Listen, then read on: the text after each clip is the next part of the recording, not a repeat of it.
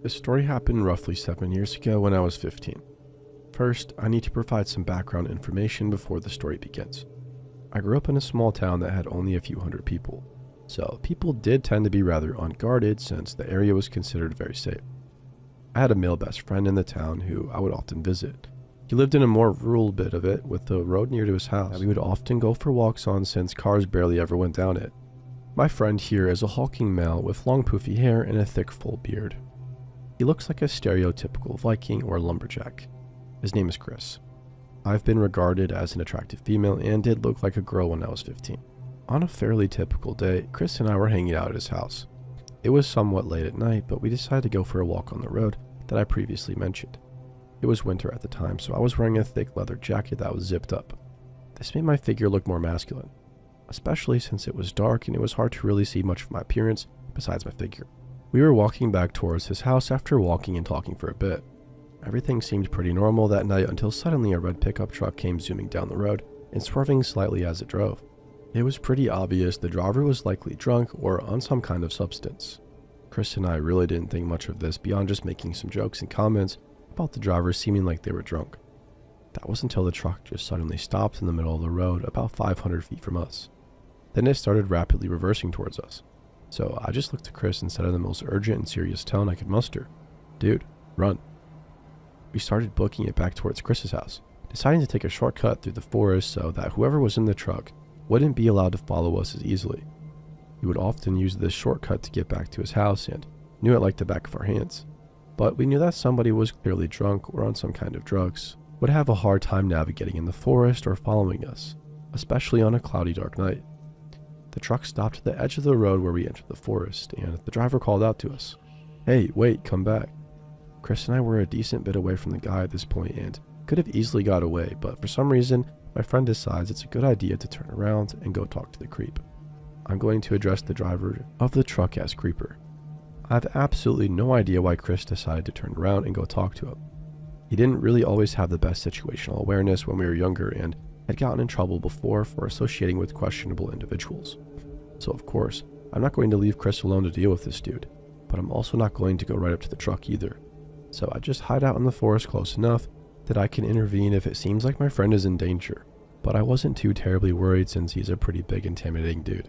Creep looked like a pretty stereotypical hillbilly type with a thick bushy brown beard, being a slightly heavy-set white dude, and wearing a trucker cap.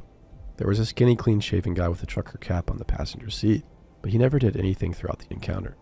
This is roughly the conversation that went down between them, with the creepy dude in a slurred, predatory, and aggressive tone that he keeps up pretty constantly throughout the conversation says, "Why were you and your friend running away?" Chris, who maintains a pretty casual conversational tone the whole time, says, "Well, you just suddenly started backing towards us, so gave us a pretty bad first impression." "Well, where did your friend go?" "She's probably long gone into the forest by now." Creeper clearly didn't know I was a girl up to this point, so as soon as he heard from Chris that I was a female, he immediately got extremely creepy and demanding. He got very pushy and kept trying to convince Chris to make me come back and kept trying to get us in the truck. He said things like the following: "Bring her back, call your friend back," and continuous demands that Chris get me to come back once he found out I was a girl. "Do you guys want to ride? Do you want a beer?" "Well, where are you going?" To which Chris said that we were going back to his house, which was nearby. "Okay, so we'll give you a ride back there." Chris denied all of these offers and demands, but the man was getting increasingly more pushy as the conversation went on. Why Chris revealed to this man that I was a girl or continued this conversation for as long as he did, I have no idea. After a bit more of the man demanding Chris convince me to come back and trying to get us in the truck to do who knows what, Chris finally did start stepping away from the man and ending the conversation. The man didn't try to pursue Chris, but he did watch him run off into the forest. I don't know how long the dude stuck around after that, since I took off into the forest with Chris as soon as he got close enough to me. I proceeded to lecture him about how reckless he was acting and question his common sense. He's been a great friend to me, but I definitely did question his judgment more than once when we were kids. Overall, the creep didn't actually try to do much, but it's obvious he was up to no good. I really have no desire to why this guy was so desperate to get two teenagers in his truck. It's especially creepy with how pushy he got. Once he knew I was a girl, while I'm not exactly sure what he wanted, it was clearly nothing good, and he was definitely a very sketchy individual. My friends and I laugh about it nowadays, and while I wasn't exactly scared in the situation for the most part, It's definitely a situation that put me on edge and felt very threatening. Had this guy been sober or armed, then I feel like Chris and I would have been in a lot more danger. It didn't stop us from going on that road again. We never had an experience like that on the road before or after that event. This is definitely one of the first stories I think of when anyone brings up creepy and dangerous childhood experiences.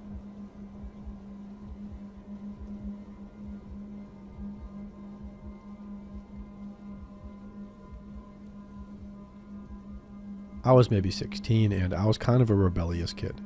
I joined Tinder to meet some older dudes and I matched with this really attractive 20-year-old that seemed really into me. Anyway, he asked to pick me up from school the following day to get ice cream and walked around a nearby lake. I said yes. He picked me up and we had a great conversation. Nothing weird, and it seemed like we really enjoyed each other's company.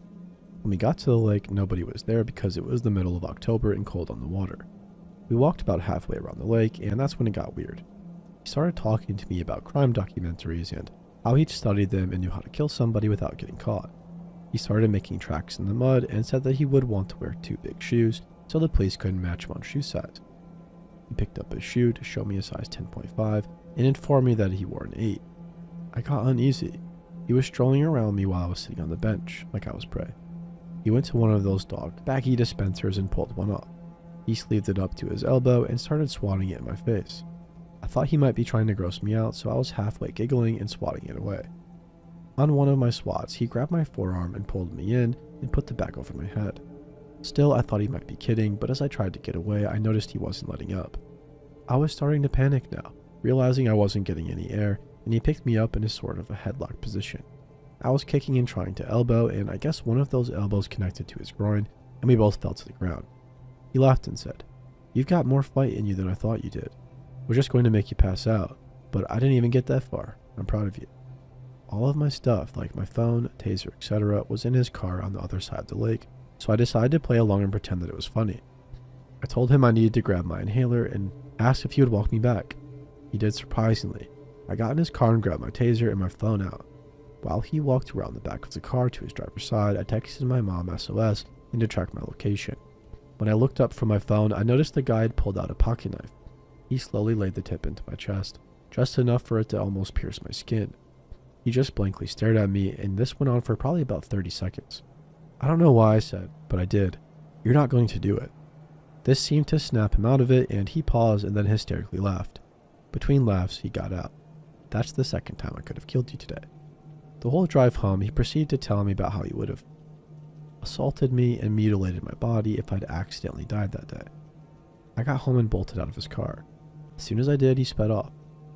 I got a dick pic later that night, and then he blocked me.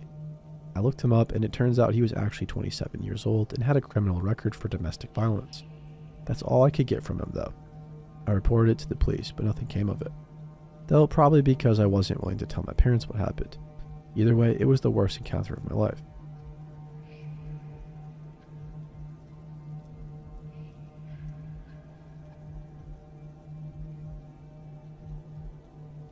Back in the early 90s when I was a wild teenager, I met John at a party through my friend Cindy.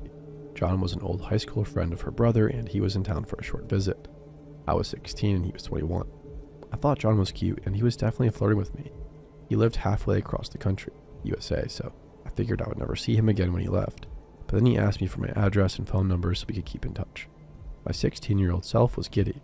This hot 21-year-old dude wants to stay in touch. Yeah, you can have my info, I thought.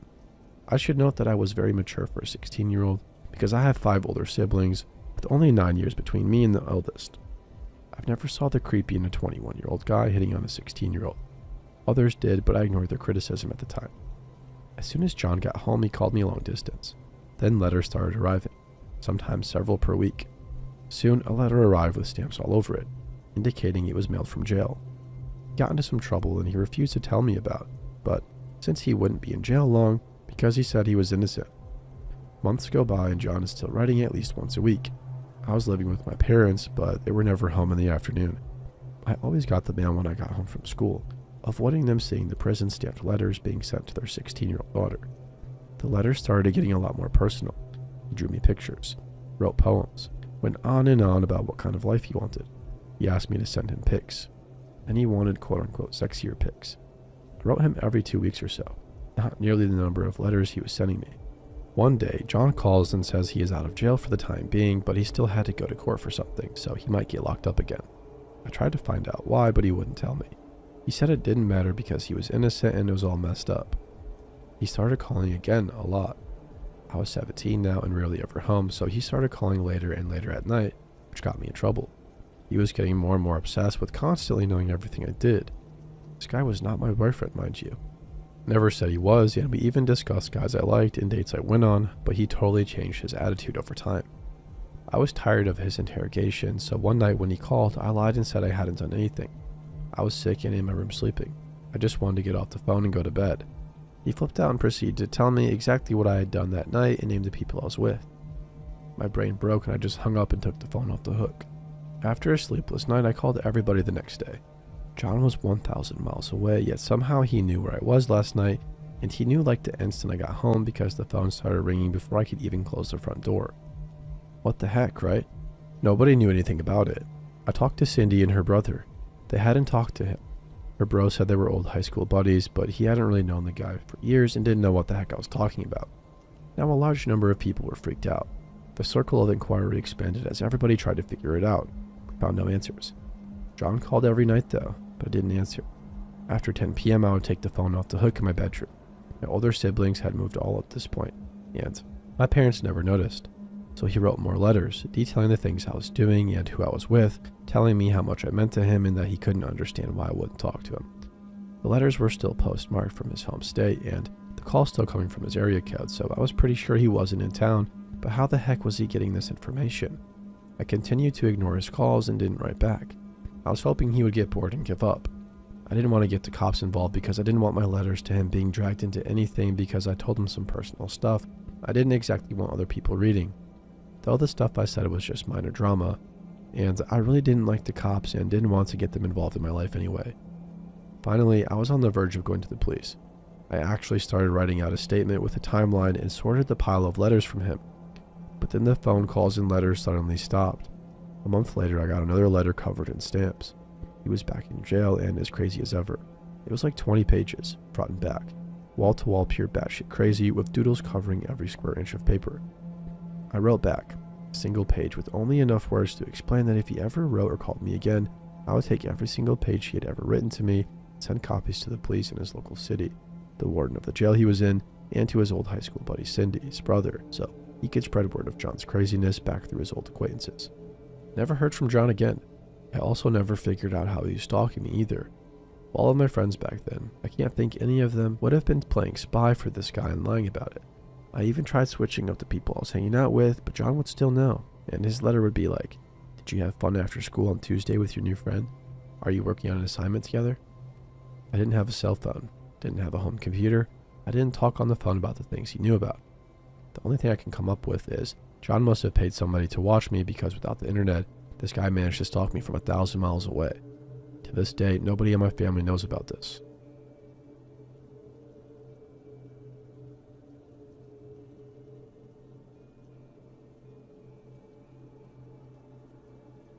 After coming across this Reddit a few days ago, I decided I would add my personal experience. My account is of course a throwaway, and after this, I'll never speak of it again. I'm typing as it comes out, so pardon the horrible punctuation or grammar. I'm 25 now. When this happened, I was 14, female, doing online schooling at home. I still had to take certain tests as the high school down the road from me. I lived with my mom and stepdad in the northeastern part of Ohio. This time came when I had to take a state test. In that morning, my mom dropped me off at the high school. The night before this, I had made arrangements with my real dad to pick me up around noon, when the test would be over, but I told him if I was not right outside, then just come to my mom's house because I must have finished early and walked home. I finished early around 11 a.m. and decided I would walk home. At the time, I had a relationship with somebody who lived out of state, and we would each buy phone cards to call long distance. It was my turn to buy one, and there was a dollar store on my way home that had cards for cheap. The store I was going to was in a plaza where it was the last remaining business left. The route to my house was all main roads, no side streets. I reached the plaza and have to walk down a hill and past several stores that have gone out of business. I see a man, tall, thin, and wearing a camouflage jacket and a beanie, fidgeting with the small flag and an old planter in front of one of the empty stores. I thought it was weird but just kept my head down and approached him to pass by. When I went to walk past, He stopped fidgeting with the flag and looked directly at me. The man didn't say a word, so I just went back to looking at the ground, and at this point the dollar store was only a few more doors down, so I kind of started walking faster. I then hear really loud stomping behind me, and I turn to look around, and of course he is following. So then I am basically jogging to the store. I was scared, but some part of me said he is not really following me and is probably just going to the only store open in the plaza as well. Once I am in the store, I keep looking for him, while I head to where the long-distance phone cards are. Now I am just standing there pretending to get what I need, yet I am basically scanning my surroundings. I see him now. He is behind a display looking at me. I decided to walk around the store to see if he would follow. He did. I grabbed my phone card and went to the register. He was behind the display still watching me, and I don't know why, but I felt stupid for saying anything to the cashier. I talked myself into saying something once it was my turn in line. I told the cashier that I think the man is following me and I don't know what to do. She looks back to who I'm pointing at. He is now looking at a book and says, "I don't think he is. People wait for the bus here all the time, and it is probably your imagination." I felt stupid, paranoid, and uneasy. I just stood there with her looking at me. I really didn't want to leave the store. Finally, after 3 minutes of getting looked at like I was insane, I left. Once I am out of the store, I start walking fast through the rest of the plaza. I feel relieved that he was not behind me anymore following. In a couple more steps, I hear the bell on the dollar store's door. I turn around and it's him. I start running. I keep looking back and he is still walking. I finally get to the other end of the plaza and to the road leading to my house. I look back again and he is now running full speed. I have to cross and follow the road to get home, so I run across the street when I see no cars, and I am just running as fast as I can run. It is a busy road. I thought somebody would notice this man chasing me and stop to help. He was on the opposite side, still just a bit behind me. A lot of cars are passing by and no one helps. I am focused on making it home. I did have some luck that day. My house key was never on a keychain, just a single key thrown into a large messenger bag stuffed with junk. I luckily found the key as soon as I stuck my hand into the bag. Normally, it would take me some time to locate it. I was running really fast and the bag was bouncing against my side, so the odds of that working out as well as it did were very rare. I now see my house and I'm not looking back. I run up the stairs to the back door, open it with my key, slam it shut and lock the thing. I then went to hide. I thought there was a possibility he didn't see what house I went into. As I am hiding behind the recliner, I hear footsteps coming up the back stairs and then I hear tapping. I am hysterical at this point, not even thinking straight at all. I look around the corner to see him standing at the back door. I see him standing there tapping, and then all of a sudden he starts pounding against the glass pretty hard. I was frozen just looking, and then he presses his face against the glass and starts repeating it in the sweetest voice. "I can see you. I can see you." I was crying and telling him to leave. The only phone we had was one with a cord in the kitchen right beside the door his face was pressed against. I didn't want to move from where I was. I was thinking maybe I should run through the front door and then thought he would catch me before I made it somewhere else. All of a sudden he runs down the steps and I can't see him and I think he's leaving. I was so happy, but as soon as that thought crosses my mind, I hear something coming from the basement. The first few times I heard it, I didn't realize that he was kicking in the basement window. So what happened next was fast. I projectile vomited across the room and lay on the floor. Yeah, not the best reaction. I then lie on the floor and give up. I feel doomed. As I'm lying there screaming, I hear beating on the door again and I look up to see my dad. It took me a few moments to realize it was him. I ran to the door, still screaming, and opened it to my dad saying, "What the heck is happening right now? I just chased a guy off kicking in the basement window." I just grabbed him and he grabbed me, and I didn't move for a few minutes until my dad made a call to the police and to my mom who was at work. I filed a report with the cops who came out and got a description of the man. They did mention that there was someone who fit the description, whom they were already looking for but wouldn't tell us why. Never heard anything back from them anyway. Maybe 6 months later, I fell asleep on the couch downstairs. When I am awake in the same spot, I see through the kitchen to the back door, which has a light on outside, on the porch. I wake up every couple of minutes thinking I'm dreaming to something. I don't know what. When I finally open my eyes all the way, I see the guy tapping on my back door. Same eyes looking right at me.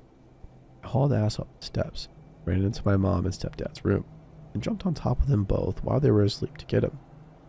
He was gone by the time I realized what was happening and went down there. After all of this, my sister was visiting and up late on the computer downstairs and saw somebody looking in the window who fit the guy's description. Several times after that, Somebody tried to bust open our windows, which my mom eventually screwed permanently closed. After a while, we moved. I've never seen him again, and now I live 500 miles from that place. I have a lot of problems from this still. I won't go anywhere alone, unless it is to work. I know I need to get over it, but it is hard. I thought being 14 I was too old for anyone to kidnap, and it was also during the middle of the day in a busy area. I assumed I was safe. I lie to my family now to make it sound like I could go out here doing exciting things, and the truth is, I don't really leave the house unless I'm with my friends or boyfriend.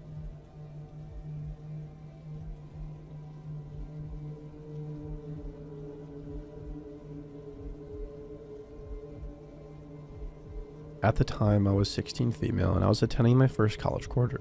Everything was going smoothly and I was making plenty of friends, until about halfway through the semester. One of my classmates, 26 male, came up to me and asked to exchange numbers and potentially go out on a date. I tried to make myself clear that I did not want to go out with him simply because he was a lot older than me and I was not interested. I kindly let him down, but he insisted that he give me his phone number. I continued to tell him no, and he took my phone out of my hand and made himself a contact. This startled me, but it only got worse. The next day in class, we had our regular 10-minute break and I was chatting with my friends when he came up to me mid-conversation asking me to go talk. I firmly told him no, I'm in the middle of a conversation. He basically gave me the finger and acted like I was the worst person in the world. He stomped down the hallway and kicked open the doors. I went back into the classroom to at least be with my professor if anything more happened. My friend texted me asking what I said to him because he was outside kicking around at a trash can and basically screaming at everybody who walked by him. At this point, I was scared to even leave the class because I didn't know what he was going to do. I had a previous stalker at the beginning of the semester and had been in contact with the school about that, so I expressed how my classmate was making me uncomfortable at my weekly counseling sessions. The school was aware. He ended up leaving me alone for about a week or two. Then one day there was a note on my desk asking if I loved him, if I wanted to marry him, and to have kids with him. He wasn't in the classroom when I saw it, so I just slipped it into my backpack and ignored him for the rest of the lecture. Gave the note to my counselor so she could see that he may be a real issue. I believe she contacted my professor to make sure I was safe in class. After the note, we had only about a week left, so jumping to the last day. It was an independent study day and we were on our own. He came into the class and somehow got himself kicked out, so he ended up leaving. I felt so relieved because I knew that was the last time I would ever see him. At this point, I knew that I needed to get my stuff done quickly and make a mad dash to my car. I was about one lecture from finishing when he walks in the door and sits down at his desk. I knew that I just needed to log off my computer and finish it later, so I gathered all of my things and thanked the professor. I was speed walking to my car when I had that gut feeling that somebody was staring at me. I had to turn around to make sure that it wasn't him. Unfortunately it was, and he was full on running at me. My first reaction was to call my mom for help. Just as our call connected, he grabbed my arm and pulled me to a stop. At this moment, I'm telling him to leave me alone as loudly as I can and that I'm only 16. He said word for word, "Age doesn't matter, I know we're in love." I ran to my car as fast as I could to get away from him, but he stayed on me. Thankfully, my car unlocked the driver's side door, only because he tried to get in. From this day on, I've watched my surroundings and I always make sure nobody is following me or watching me.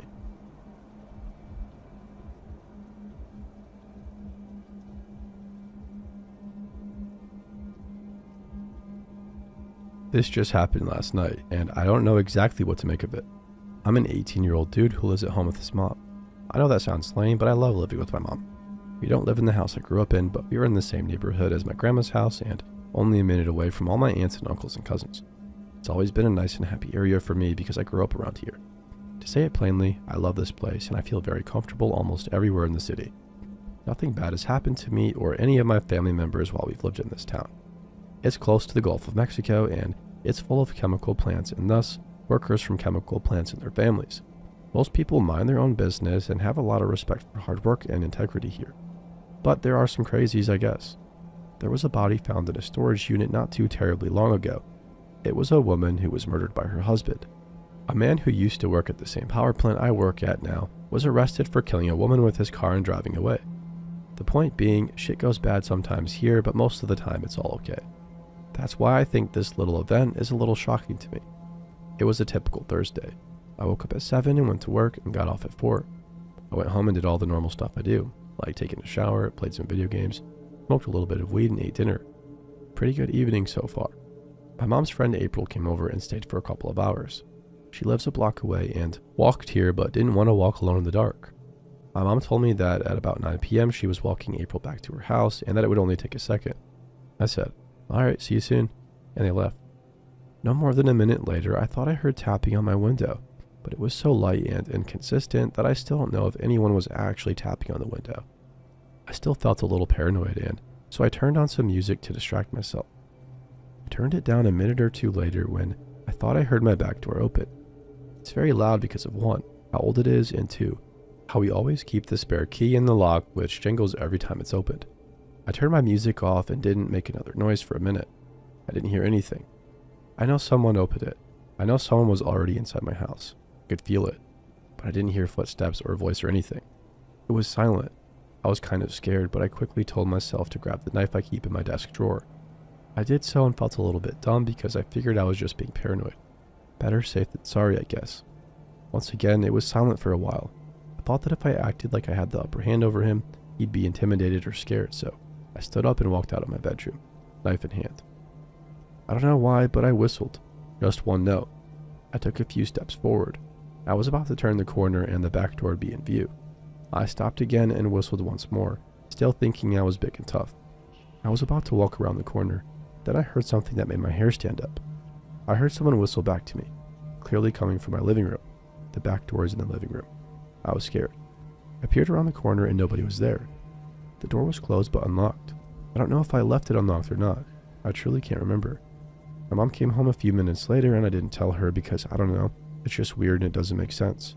I don't know what to do or think about it.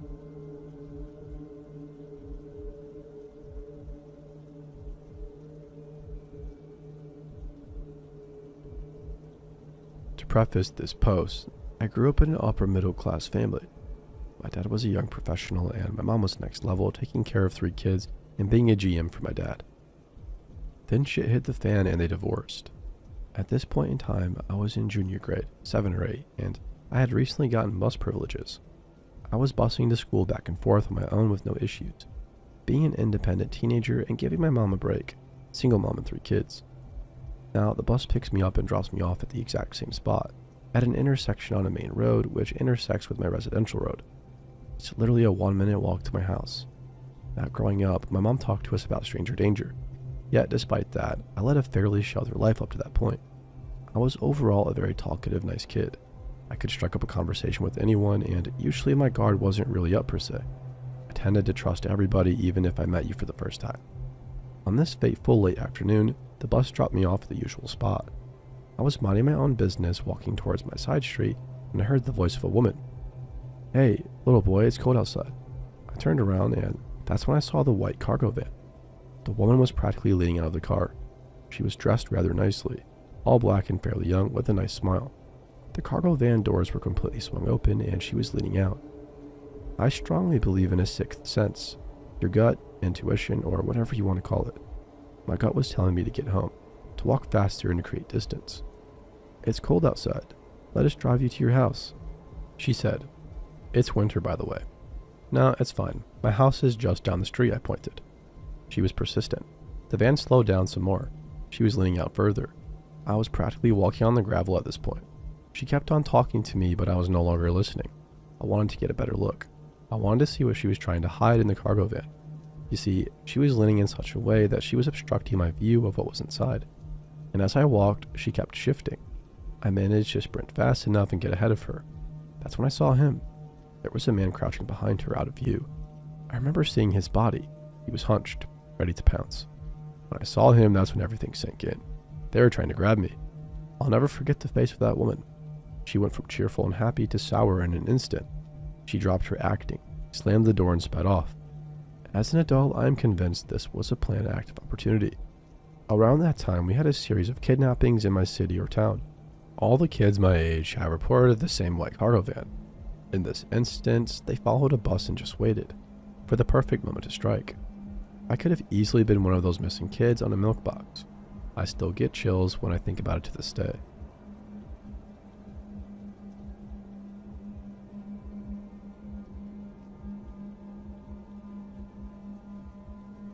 Hey guys, it's me again. I know it's been a while since I submitted a story, and I still have several to share, so I thought I'd take a few minutes tonight and tell you about the slave cemetery. I've really enjoyed the comments from everybody and welcome them all. To be honest, I'm going through a bit of a rough patch in my life at the moment, and writing these stories have been a sort of therapy for me that makes me feel much better. This particular story isn't really scary and may not belong in the subreddit. I'll move it if you guys think it's a better fit elsewhere. I only put it here because it scared me, and it does deal with a real encounter of real people, or at least the remains of real people. It may start off a little bit slow, but be patient with me. Heather was a big part of my life at this point, and she was with me when we found the bones. Besides, I like to remember her from time to time. We actually still talk to each other and send emails back and forth after almost 30 years. And she told me my last story made her cry, so bear with me. Again, I'm not sure this belongs here because it isn't the scary, creepy type of story like some of the others. Tell me what you think. As you know from my other stories, I was raised in the small community of Kennewick, Texas. We lived there from the time I started kindergarten until I was 15 in 1984. It was a secluded community, literally the end of the road, with State Highway 2797 coming to a dead end about a half a mile past the south side of our land. At the southwest corner of our land, there was an exit off FM 2797 that was called Plaza Drive. It followed our land from the exit on the southwest corner, along the west side of our land to the northwest corner, and then along the north side of our land heading east to the bottom. The bottom was a pretty neat place to grow up. It was home and familiar, but at the same time it was creepy and strange and full of surprise and even scary. There were insects and animals of every kind. Fire ants were a constant threat. When the floods came every year, the ants would float on the water or cling to the branches of the trees. You haven't known pain until you've walked under a low-hanging branch and had a cluster of fire ants plop down on you.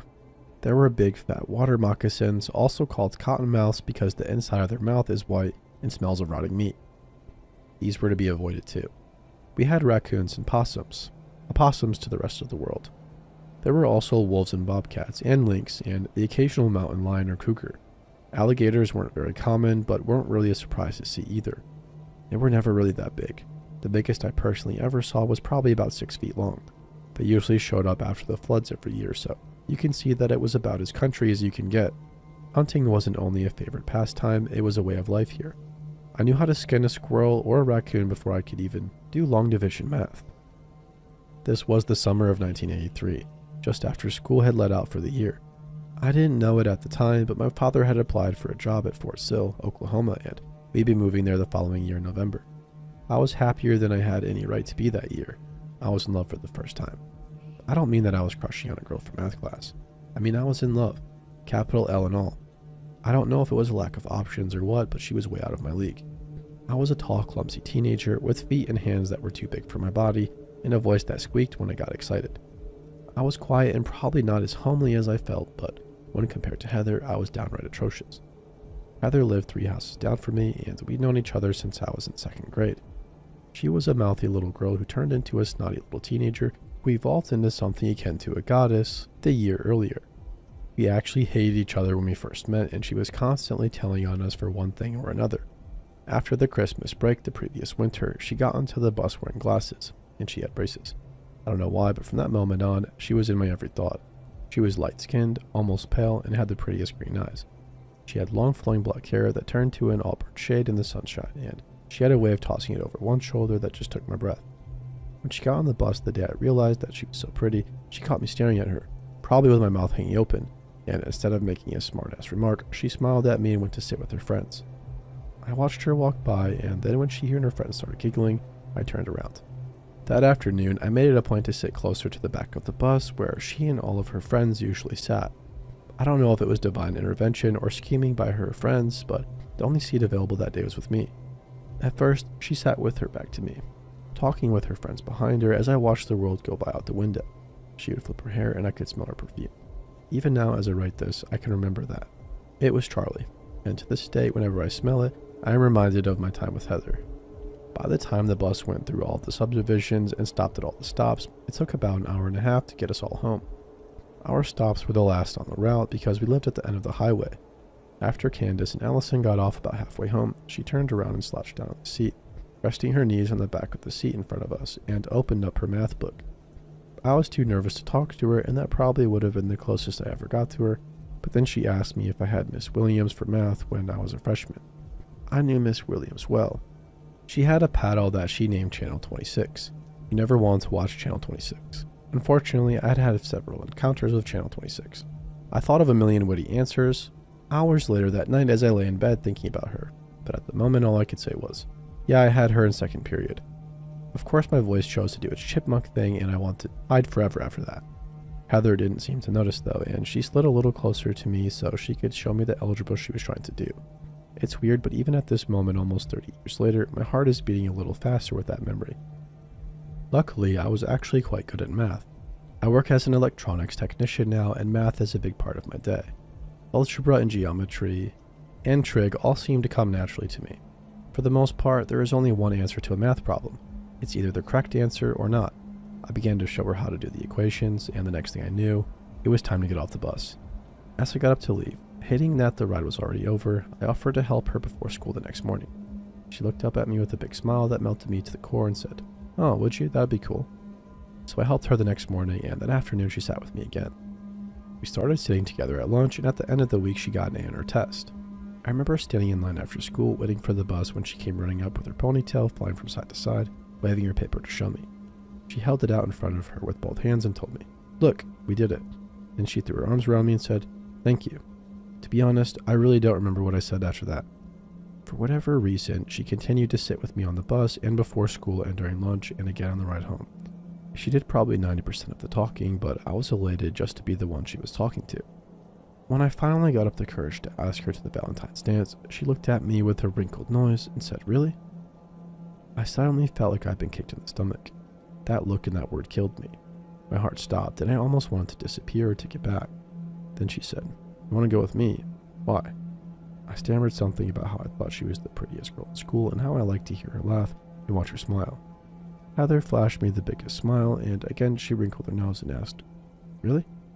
She told me that she'd have to ask her mom if she could go. I reluctantly admitted that I'd have to do the same. My mom would have to drive us to and from the dance. We got on the bus and Heather sat with me again. She turned to her friends and told them about going to the dance, and after a few minutes, she turned to me with this big green eyes and smiled at me. Looking back now, I think that was the exact moment that I fell for her. As much as a 14-year-old can fall, that is. She slouched down on the seat again, propping her knees on the seat in front of us, and took out another school book. I can't remember what it was because she also reached over and took my hand, and we held hands all the way home. After that, we were pretty much attached at the hip. I don't know what her friends thought about us, but I was a hero with my friends. As I said, she was actually out of my league. I asked her once a few years ago what it was, and she jokingly told me that it was only because I was convenient for living so close. Then she admitted that it was because I was nice and easy to talk to. We went to the dance together, and the first slow song they played was Faithfully by Journey. She wore a knee-length satin-type dress that was baby blue and had spaghetti straps. Same color shoes, and her hair was well done up with a baby blue ribbon. I hate to admit it, but I stepped on her toes a couple of times. My mom was supposed to get us at 10, which I hated because the dance wasn't over until midnight. When I said something about needing to leave, she smiled and told me that she'd called her mother when she went to the bathroom earlier. She asked her mom to call my mom so we could stay until the dance was over. What a girl, huh? Kissed her for the first time that night. Actually, she kissed me, but I have to maintain my manliness, lol. Again, Journey was playing. This time it was open arms, and somehow we'd ended up by the bleachers that had been folded up out of the way. There were already several other couples dancing there in the darker parts of the gym, and we kind of mingled in with them. Time and space lost all meaning at that moment. I forgot to breathe. I forgot how to dance, and I even think I forgot to keep my heart beating. I was kissing Heather, the girl who everyone else I knew thought was so beautiful, in front of God and in front of everybody. If I live to be 100 years old, that is the kiss that I'll measure all other kisses by. Over the next year, we became the couple at school. We were inseparable. I don't think that we spent more than 12 hours apart for the next 14 or so months. The only time we weren't together was when we went to bed and we were in a different class at school. Her parents and my parents were good friends, and they seemed to enjoy, or at least tolerate, the idea of Heather and I being together. I know her father was nervous about me, but he liked me enough. Heather's mom would sometimes crack little jokes to get me embarrassed. She'd joke about what we were going to name our kids, or how Heather's name sounded with my surname. The following summer of 1984, our relationship deepened due to teenage emotions, hormones, and curiosity. We'd been swimming in the river. We hadn't planned on swimming. We were talking and walking barefoot in the water when she splashed water on me. It wasn't long before we were both soaked and out in the deeper water. Heather was wearing a white sleeveless shirt and cut-off jean shorts. She tanned quite a bit and also had filled out. The water was cold and it turned her shirt kind of transparent. She caught me looking and moved in closer to me, and nature kind of took over. It was the first time for both of us. I want to say that lighting flashed and stars burst, but to be honest, it was over pretty quickly. However, that first encounter kind of broke the ice for us in that aspect, and subsequent times were surprisingly wonderful. Instead of such a big occurrence being awkward and causing problems, we actually grew closer from experiences. I knew that it may sound terps, or perhaps naive, but I realize now that we weren't just two teens in a rut, we were actually making love. She was indeed my first love, and consumed my every thought. The summer of 1984 will always be a fond memory for me on so many levels. We were together many times that summer, sometimes 2 or 3 different times a day. One day, shortly after my 15th birthday, she and I decided to go exploring. There was a railway trestle about 1.5 miles from my house. An old construction road had been made when they were building the trestle 20 years earlier and was now mostly overgrown. We thought it would be a neat idea to have a picnic on the trestle, overlooking the river. Of course, my hormones thought it would be a neat idea to do other things on the trestle overlooking the river too. We got everything together and started walking. We were holding hands and just enjoying each other's company. She was telling me about one of her friends who had a pregnancy scare, which led to more serious talk between us. Talked about me making the varsity football team and how she'd been in the running for cheer captain but didn't make it. Talked about Jason, the weird little kid who lived next door to her. It was a nice Saturday afternoon. Birds were singing, wind was whispering in the trees, and life was good. I was in love for real and had the prettiest girl at school in love with me for whatever reasons. I don't think my feet touched earth the entire summer. We were walking on a construction road named Prairie 6442 on the Google map. It ended about 300 yards before the railway tracks because nature had taken it over. We'd been there the previous summer and had to climb through, over and around brushes and brambles then, but now it was impassable. We decided to have our lunch at a small clearing near the end of the road. Being the innocent teens that we were, we talked about our future and how perfect it was going to be. This clearing was perfect for our little house. There was even the remnant of an old barn, basically just a square area that was flatter than the surrounding area. We talked about how we could put a house there and a swing in the tree and a garden over there. After we ate lunch, it was getting warm, so we decided to sit in the shade under a tree for a while before starting back.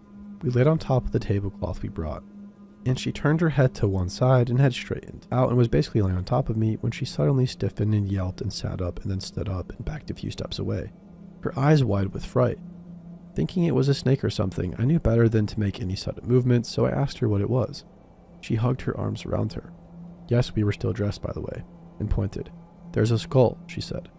My first thought was that I was a raccoon or possum or maybe a dog's skull, but when I looked, it was definitely a human skull. Just the nose hole and the eye sockets were showing. Everything else was still buried. When we looked closer, we saw the edge of a piece of wood and decided that it was actually an old coffin. Heather didn't like being here and said she wanted to go now, so we packed everything and went home. I walked her home, and we decided on the way not to say anything about our find because it might raise questions about why we were out there. We sat together at church the next day and held hands throughout the sermon. After church, she told me that she and her parents were going to visit a sick relative in Humble and that she'd call me when she got home. For the first time in months, I had an afternoon that wouldn't involve doing something with Heather. I went to Terry's house, but his mom said that he was over at another friend's house, so I rode my bike over there. After a few minutes of talking, tossing a baseball around, I told them about the skull. They wanted to see it, so we set out on the bikes towards the trestle. I was bombarded with questions about what Heather and I had been doing and why we weren't together and when we were planning to have the wedding, along with the more crude questions of inquisitive teens. When we got to the clearing, I showed them the skull, and Bobby grabbed a stick and began to dig it out. He decided that he wanted to take it home. We all started digging, and before long, we unearthed most of the outside of the old wooden box. There were a lot more bones inside of it, and the smell was horrible. It smelled of earth and rot. About a foot down, the ground was still moist, and the smell got worse. The more we dug, the worse it smelled, and I kept having visions of one of those bony arms reaching out to me. I said something about what we would do if that happened, and everybody kind of lost interest. We stopped and were debating about what to do when Terry noticed another mound and then another. The clearing actually seemed to be a graveyard of some sort. We thought we were going to jail for messing with the graveyard, so we stopped digging, and Terry decided that we should tell somebody about this. That evening, his mother called our house and told my mom about the graveyard. Luckily, I already told her about it and already had my butt chewed for being there. She said that the sheriff wanted us to show him where it was. She assured Mom that we weren't in any trouble. However, the sheriff had been insistent about looking into what we'd found. We got to skip school the next day so we could take the sheriff and 2 deputies to our gruesome find. I got to ride in the front seat of the sheriff's car that day. It was pretty cool looking at all the buttons and knobs and switches and stuff. There was a big Mossberg shotgun mounted on a rack between the seat and the radio that would occasionally spout out something. Terry and Bobby rode in the back seat, behind the metal grating. When we reached the clearing, we had to open the doors for them because the back doors wouldn't open from the inside. We showed the sheriff the box we'd partially uncovered, and he sternly asked us why we were digging around it. Bobby admitted that he thought about taking the skull home. The sheriff looked at him with an incredulous expression and asked why. Bobby just shrugged his shoulders and said that he thought it'd be cool to have. The sheriff walked around taking notes on a pad and counting the mounts. There were 28 in all. He got back into his car and used the radio for a minute and then said that there had to be an official investigation and took our names and addresses and phone numbers. I lied about how I'd found the clearing. I didn't want Heather's parents to know we'd been this far away from home or what we'd been doing. Over the next several days, we got several calls from the sheriff's department and from the local newspaper. The sheriff showed up one day a few weeks later, about an hour later after we got off the bus. Heather and I were sitting on the porch working on her homework and bumping shoulders every now and then. She still had her cheerleader uniform on.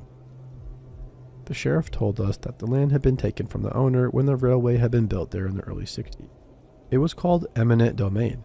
Before then, it had been owned by a family from Louisiana that had a big sugarcane farm and had decided to try to start one here. The same family had owned the land since the early 1850s. The bones were between 120 and 150 years old. It was impossible to identify them because of the age and because there were no tombstones. He told us that when the floods came every year, the ground would get saturated and the boxes had started to float to the top. They had contacted the previous owner but had no knowledge of the graveyard. He did admit that his family had owned slaves at the time of the abolishment in the 1860s. The sheriff told us that it was assumed the graves were all the workers who'd been brought here to start the sugarcane farm. They tried to farm it close enough to the river to provide easy transport, but the soil was too harsh or whatever to allow the plants to grow, and after about 5 years or so, the farm was abandoned. The flat spot we thought was an old barn had actually been a church. There was nobody to claim the remains, so the county had exhumed a total of 34 sets of remains. Some of the boxes had 2 bodies in them that were children, and would enter them at the county cemetery using donated funds. It was cool to learn a little bit about the history of the area. When they were exhuming the bodies, they found the remains of an old steamboat in the river nearby. It had a big bell on it and was traced back to the Battle of San Jacinto, back when Liberty was called Atascocita in the 1700s. The bell and the story about the slave cemetery are in a local museum there. I visited the cemetery a few years ago when I was in Houston with my job. The graves are still there but are unmarked. There is a small memorial plaque that simply states the people were found in the remains of an old farm across the river in Kennewick. Heather and I were a couple until I had to leave in November of 1984. Part of my heart broke that day and has never recovered. Heather has admitted the same to me. We both remember the other with the fondest of memories. We are both married now and we're both happy. However, we will always wonder what if. Sometimes when we talk, we'll wonder how our lives would have been had I not moved away. I met Heather's husband for the first time when they came to my wedding. We all posed for a photo together. My mom noticed about a month after getting the wedding photos from the photographer that Heather's husband and I could have been brothers. We both very much look alike. When I later mentioned this to Heather, she told me that her husband had noticed the same thing in her and my wife and that he wasn't real happy about it. It was then that I remembered that my new wife also has big green eyes and flowing black hair that is auburn in the sun. And when we danced at our reception, her head fit just right in the crook of my neck and shoulder as well.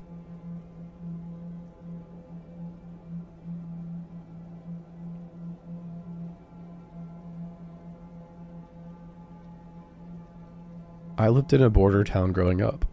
Mexico was pretty safe at that time, and high school kids going across the border was no big deal, as our parents did it as well.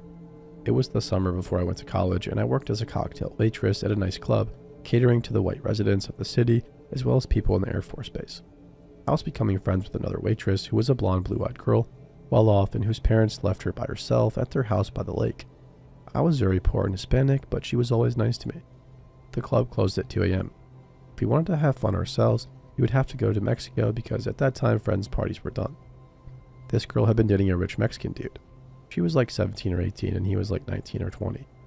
We considered him a rich dude. The incident. After one of our shifts, my friend asked if I wanted to go with her and her boyfriend to party in Mexico. I agreed. We were picked up in a beautiful black car by his driver, and he had a couple friends with him. All are well off and good looking. They take us to a club. As soon as we walked in, the waiters brought multiple bottles of good quality liquor, mixers, and garnishes. I had a blast, and her friends were kind and respectful. I drank a little bit, but not much. We were only there about an hour when the bar started to close. The guys suggested that we go to Boys Town. For those of you who don't know about the US-Mexico border, there is usually a red light district with drugs, drinks, and prostitution. I agreed to go because I felt safe with my current group. Rich Mexicans probably well known, and I like adventure. I'm a bit of a risk taker. Any trouble would probably be from cops, and we could just give the crooked cops some cash.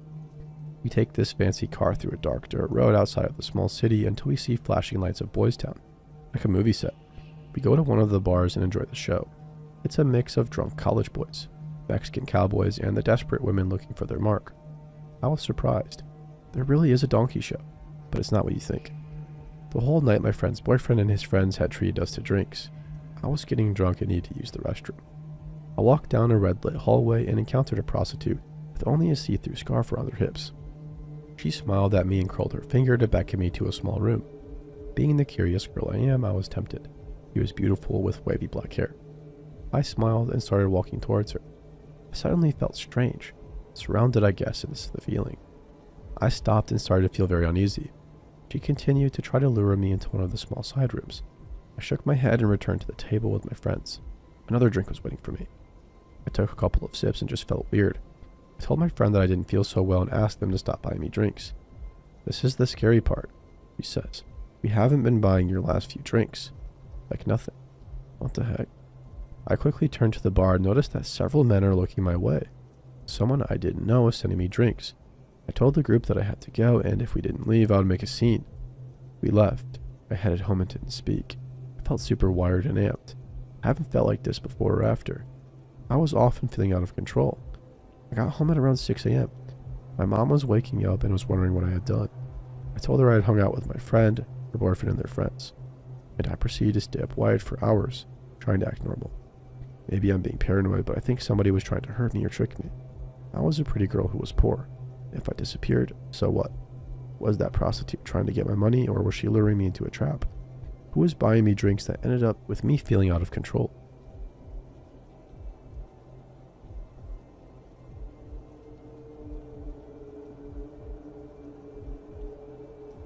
This happened about 6 years ago. I was 23 and am female, and attending community college in a medium-sized US city known for having a young bar and club scene. It was hard to make friends since I never hung around college and didn't meet anybody at my part-time jobs. Eventually, I met a group of 3 girls. We all met at around the same time and formed a fun group together. We used to go out and bar hop quite a lot. We had a blast. One girl named Lena couldn't make it out, so she is not in this story. This particular night, I met up with Kayla and we went to meet Jenny and her boyfriend Jackson at a nearby bar. We all lived close, but only Jenny and I lived with walking distance.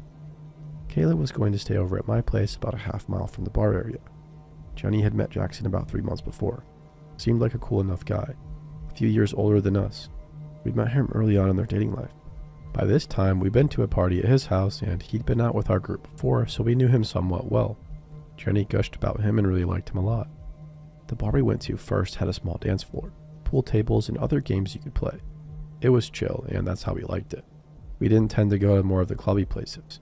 We all liked to dance, but preferred the bar dancing to the club dancing. We were deciding where to go next, and Jenny suggested that we go to the Cruise, a club, but also they allowed 18 plus in. I had been there only once on vacation several years ago before I was 21 and had no desire to go again. We said no. She discussed it privately with Jackson, and then they came back to Kayla and me.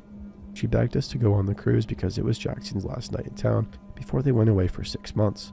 He traveled often, with a fancy job, and he really wanted us all to go. We agreed. It was still early when we got there, so we got some drinks and went off to the side to dance a little bit on our own. The dance floor wasn't hopping yet.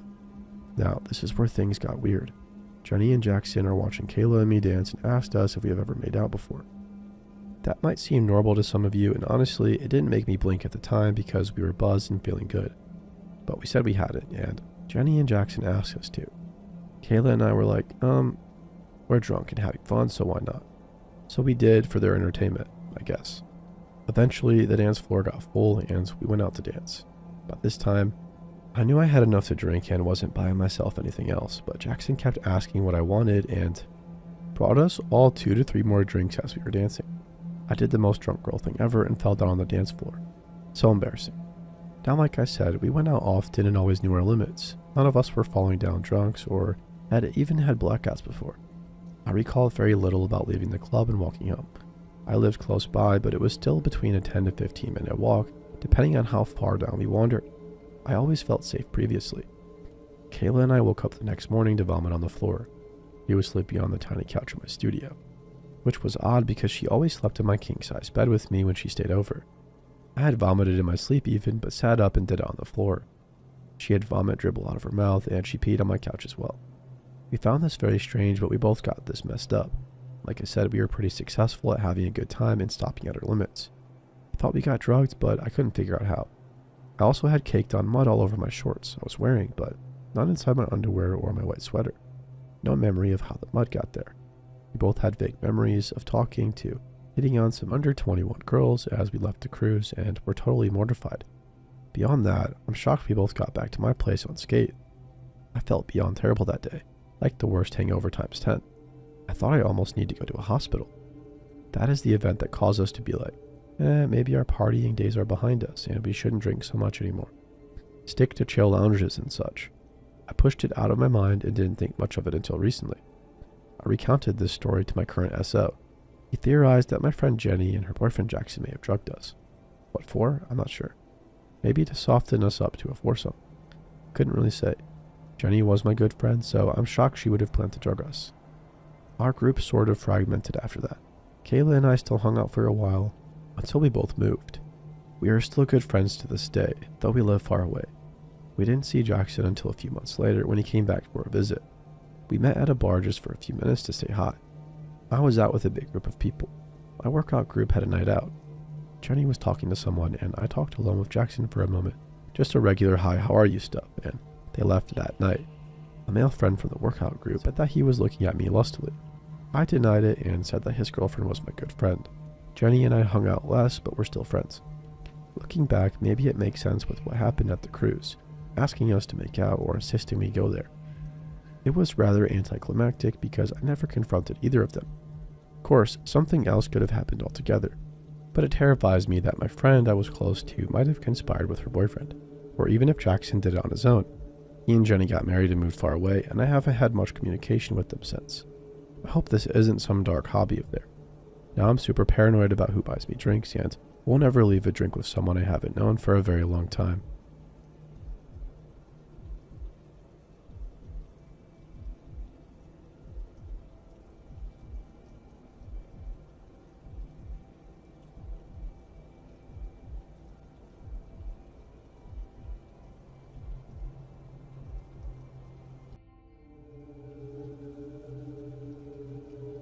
This all happened yesterday, and I'm writing this on my phone from our motel room, so please forgive me for my grammatical errors.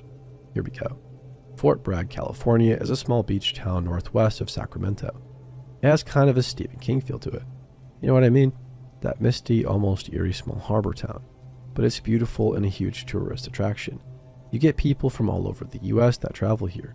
My fiance and I decided to drive up here after I had to take some time off work due to stress. It was a last-minute decision, and we packed up our bags in less than 10 minutes, grabbed our dog, and took off. If we hadn't have had our dog with us, I'm pretty sure I would have lost her. I guess this is where I tell the story, right? It's our second day here right now, and we are staying at a motel that overlooks the ocean. You can see the fog roll in the early hours of the morning and watch the fishing boats leave the harbor to get their haul for the day. It really is a beautiful thing to see. We wake up early and I was craving, and I mean craving, eggs and bacon. After getting dressed and deciding what spots to stuff our faces at, we left for our morning adventure. See, here's where I made my mistake.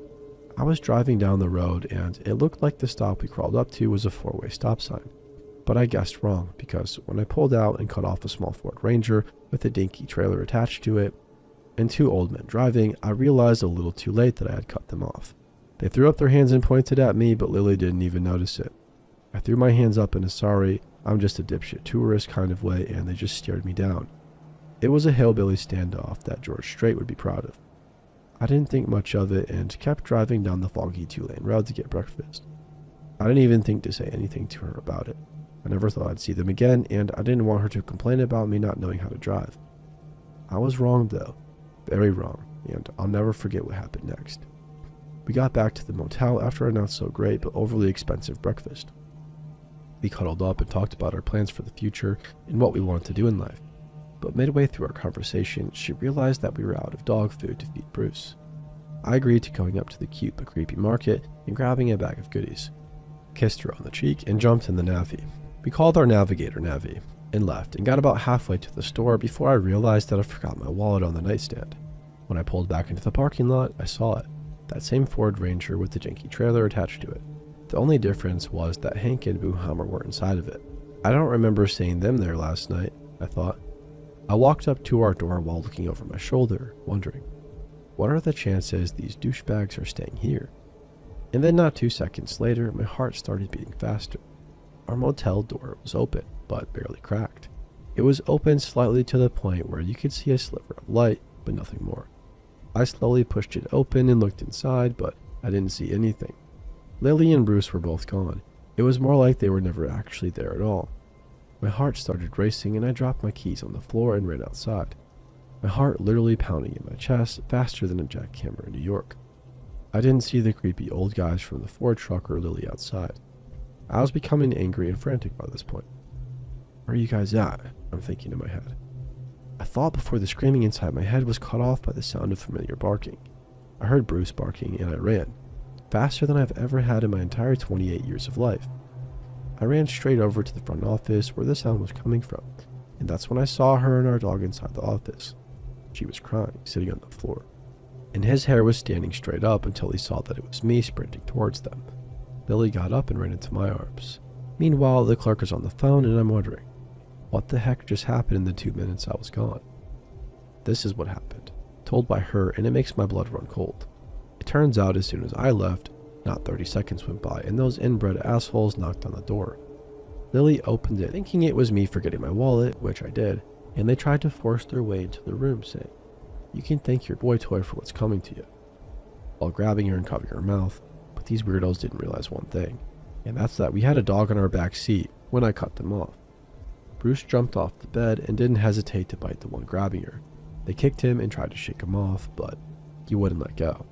After being bit and realizing that the noise would draw attention if they didn't leave, they ran off, and Lily was able to sprint to the front office and wait for help while Bruce followed suit.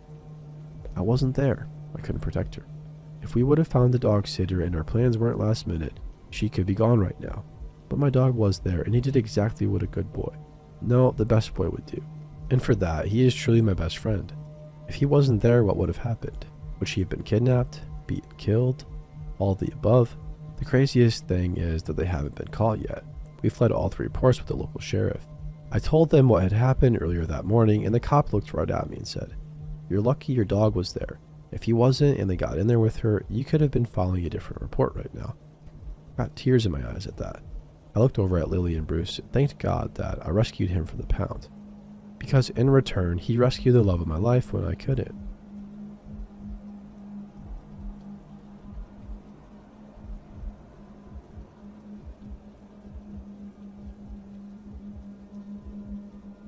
This happened a couple of years ago when I was a sophomore in college. I lived in an apartment complex off campus. The apartment complex was made up of multiple 3-story buildings gathered around a large drainage ditch/swamp, a pool, and a volleyball court. The buildings themselves were built so that the front door to the apartment is directly accessed from the outdoors. Each floor has 4 identical apartments that were connected by shared balconies and exterior stairs. The apartment was set up so when you walked in the front door to your apartment, to the left was the open floor plan living room and kitchen and a hallway to the bedrooms, and to the right was the exterior wall with a big window that looked out to the balcony and volleyball, pool, and ditch area. We had to pay an extra $5 a month for a pool view. BS, I tell you. My boyfriend Nick and I were dating long distance at the time, and he had come to visit me. We were all cuddled up in bed finishing some movie on Netflix. It was about 12:30 at night when I figured I should take my little Yorkie out for the last time of the night. Nick asked if I wanted him to come down with me. I said no, but he wanted to anyway. I held my dog as we walked down the stairs.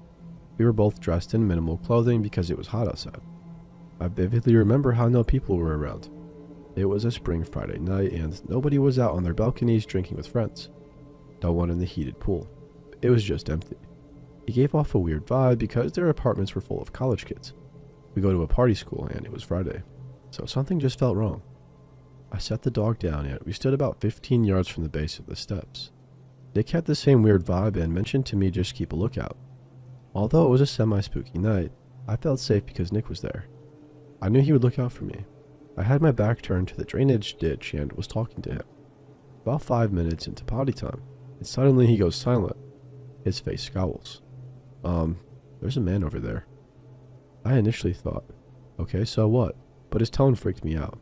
Later he told me what made him suspicious was the guy was wearing long pants, rubber boots, a sweatshirt with the hood pulled up, and a baseball hat. Pretty weird clothing choice for 80-degree weather. I turned to look and see a man walking towards the volleyball court. Incidentally, that means he was also walking towards us, but there is a huge steep drainage ditch between us. It rains a lot here, so it is basically a muddy mess down there and nobody ever walks through it. Unfazed, I continued talking, but Nick interrupted me. Pick up the dog and go upstairs, Nick demanded in a low, intense voice. That flat, serious way he said it caused me to grab my little dog without question. I turned my head in the same direction as Nick's. The man had started walking quickly towards us directly through the swampy ditch, closing a distance of about 30 yards. Instantly unnerved, I started fast walking towards and up the stairs. I turned my head for one last look and the man is full out sprinting at us. I let out a terrified yelp while Nick screams, "Run! He has a chain!" We both begin scaling the stairs as fast as we can, taking 2 or 3 steps at a time. As we round onto the 3rd flight, we hear the sound of his feet hitting the bottom few steps and the distinct clang of metal hitting against the metal railing. We reach our front door and I fling it open. Thankfully, we left it unlocked and rush inside, locking the deadbolt. Nick screams, "Get a knife." I run to the kitchen, grab 2, and return to the front window where we can see the man running away between 2 neighboring buildings. At this point, the only roommate that was home comes out of her room very confused. I fill her in as Nick calls the police. About a few minutes later, the apartment's resident cop was at our door. He talked to us for a few minutes before going out to look for this dude. 20 to 30 minutes later, the cop returns.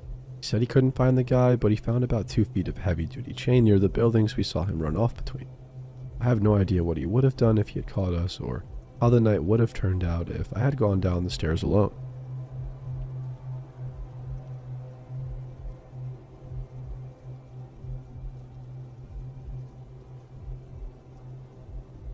I moved into a new house in March this year with my partner and our son. When we first moved in, the old guy that lives downstairs, we'll call him G, told us the previous tenant had a dog that died. He couldn't bring himself to bury it, so he asked G to bury it for him, letting us know that the dog's grave was marked with slabs and kind of asking us to stay away from it. In the summer, we started digging up the garden to replant grass, as the garden was full of moss. G came out and informed us that we need planning permission from the council to dig up the garden. I checked and this isn't true and never has been. When we got to where the slabs were for the dog's grave, we dug down around it a little to lift the grass, with no intentions of moving the slabs. My partner informed me he had found barbed wire.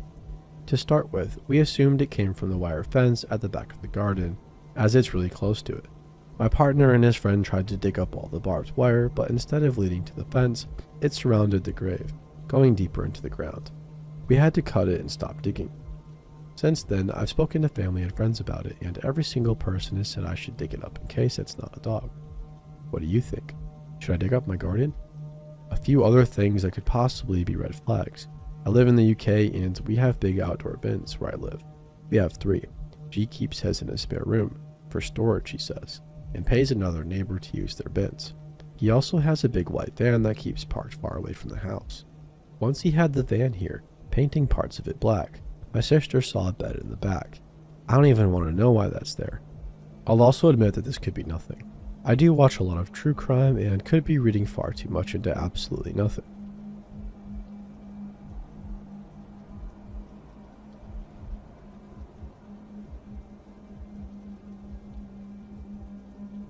I work in an office that is connected to a bank. The The building itself sits on the main campus of a very large retailer. The people who frequent this branch tend to be from the surrounding low-income, high-drug-use neighborhoods in the area. We have separate entrances, but ours just looks like a secondary entrance to the main bank doors. There are 4 people that work in our office. My office is the first you see when you come in, and there is a sliding glass window that looks into my office from the front door. I'm 4'11" and weigh about 115 pounds. I'm in my 30s and female. My state does not require a permit to concealed carry, so my loving husband bought me a beautiful pistol and a purse with a hidden holster. I'm never without this purse unless I'm not allowed to have my weapon. We don't have the customers that come into our offices. We are an online-only company, so we don't even have a receptionist, as only people who make deliveries come into our office. We also have a big block lettering on the door that states our company name, which could in no way be misconstrued as a subsidiary of the bank, and staff and delivery entrance only. Unfortunately, we also opened an hour earlier than the bank. I got to work recently and noticed a car parked in the lot with a white dude in his late 40s sitting in the driver's seat. He was parked close to the bank, so I assumed he'd seen the hours and was deciding what to do. This isn't uncommon in the mornings. He saw me walking up to the building and quickly got out of his car. He immediately told me I was godsend, and was so grateful that somebody was at the bank early so he could get his funds. I immediately said my standard. I'm sorry, the bank is closed and we don't have anything to do with it. As I nodded towards our entrance, he looked skeptical but said okay and got back in his car. I unlocked our office door and I was waiting for my code to be approved in the alarm system. I saw this man getting out of his car again. He walks up to the bank doors, then back to his car again. However, this time I noticed he was acting quite agitated and twitchy. Sadly, we see this around here a lot as well. I'm usually only 5 or 10 minutes early, so I'm not too worried about this person. The next person who usually arrives is a big guy who looks harmless. He's our IT guy, but is a karate instructor with a 4th degree black belt. I had just signed into the network and was going to get the Keurig heating in the break room when I heard the alarm bell tell me somebody had entered. I assumed it was the IT guy and I didn't bother looking. None of us are morning people, so nobody greets each other. I walked out of the break room and the man from the car is standing in the entrance. I walk into my office and open the window.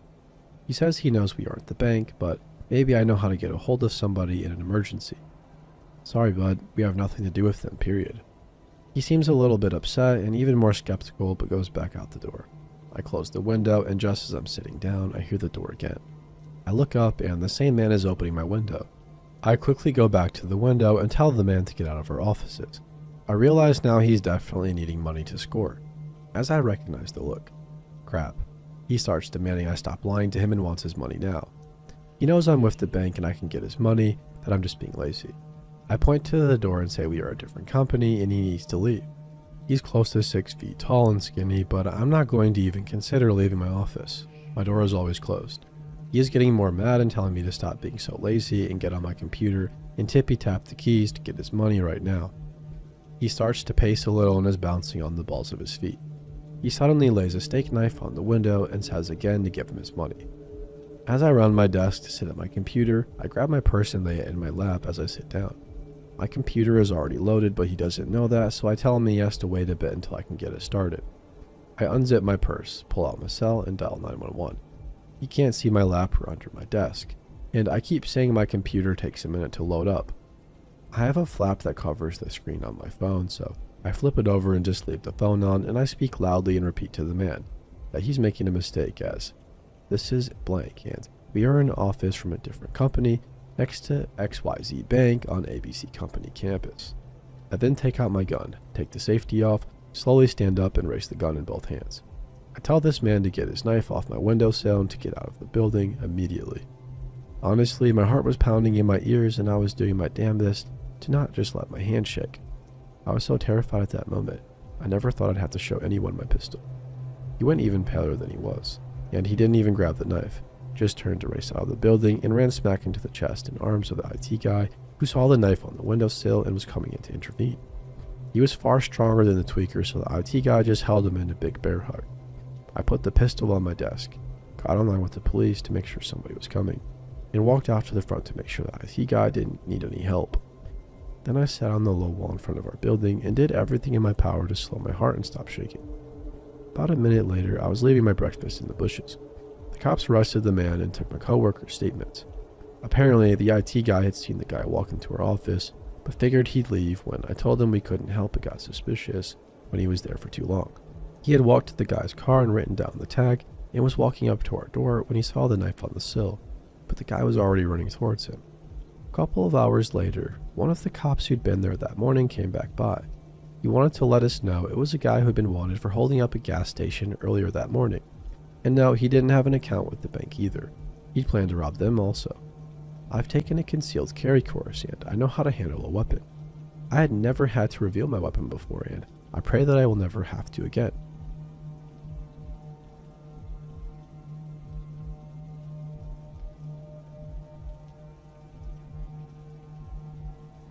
To start off, I'm a 16-year-old female. I was visiting my mom's apartment for the weekend with my sister. We go there every weekend or every other weekend to see her. We arrived at about 10 o'clock in the morning and brought in our pillows and movies or whatever from my grandma's car. We get inside and chill there for a few hours, watching TV before my sister says that she is hungry. My mom said, "Okay, what do you want?" "Pizza." I said I was okay with that, and Mom said that she would have to run to Kroger's, which is less than a mile away. She said she would also get some movies from Redbox. My sister then asked if she could go with my mom to Kroger. My mom said she could and asked if I would be okay in the apartment by myself. I said I would because I knew I would. "I'll be gone 20 minutes tops," my mom said. She didn't like leaving me alone, but she thought it would be okay, as she told me later. Now, my mom's apartment is in kind of a crappy place where sex trafficking people have been spotted and drug dealers and thieves and stuff like that, but I was on the 3rd floor of one of the many surrounding apartment buildings with tons of neighbors. We thought I would be fine. "Okay, lock the door and you know not to open it unless it's me." They left soon after and I was sitting on the couch on my phone with Jerry Springer playing in the background. It was only about 10 minutes after they left when I heard the doorknob jiggle. I looked up, not feeling scared right away, but also feeling a little wary. I should mention that I carry a pocket knife everywhere with me and the blade is about 4 inches long. It was sitting on the coffee table in front of me when I got up to go to the door. I'm only 5'3" and I knew not to open the door, so I grabbed the chair and stood on it to look through the people. That's when I crapped myself. On the other side was some dude, just standing there trying to open the door. Of course, being how I am, I try to laugh myself out of being afraid because I have no reason to think he's going to do something to me. Maybe he just had the wrong room. I'd never seen him before and I don't know everyone in the building personally, but I'd seen them all at least once and he wasn't one of them. "Hey man, I think you got the wrong room." He froze, his eyes glued to the door handle and then to the people. He probably could tell exactly where I was when I spoke. I swear we made eye contact and the whites of his eyes were so yellow I thought he had jaundice. Then he all of a sudden started ramming his shoulder into the door, like full-on shoulder ramming like in football. I jump off the chair and grab my phone and knife and run into a room with a window and lock the door. I called my mom's friend who lives in the apartment building across the street and started crying hysterically and said, "Jess, somebody's trying to break in. Please call the police. And bring Chris. Please just get over here." She didn't even hesitate. Within seconds of hanging up, I call my mom. The guy is still hitting the door and he's yelling in frustration now. My mom picks up after a few rings and I tell her what I told her friend and that she was coming with Chris and she needed to get here quick. All she said was, "I'm coming." By the time I saw Jess make her way down 2 flights of stairs and across the road with her boyfriend, my mom was flying down the road and was there within mere seconds of me calling. They all race inside and I hear everybody yelling in the hallway. I unlock the door and peek outside of the apartment and see Chris holding the guy against the wall while my mom hugs me and Jess is screaming at him. Long story short, the police arrived and took my statement and the man first denied it by saying, "I thought it was my room." But then he ended up confessing that he wanted to see me and talk to me because he thought I was pretty. The police officers had him in handcuffs and ran a background check on him, and what came up wasn't surprising. He had a warrant for an assault charge on a woman and had been arrested for child molestation and kidnapping. Yeah, we didn't sleep that night.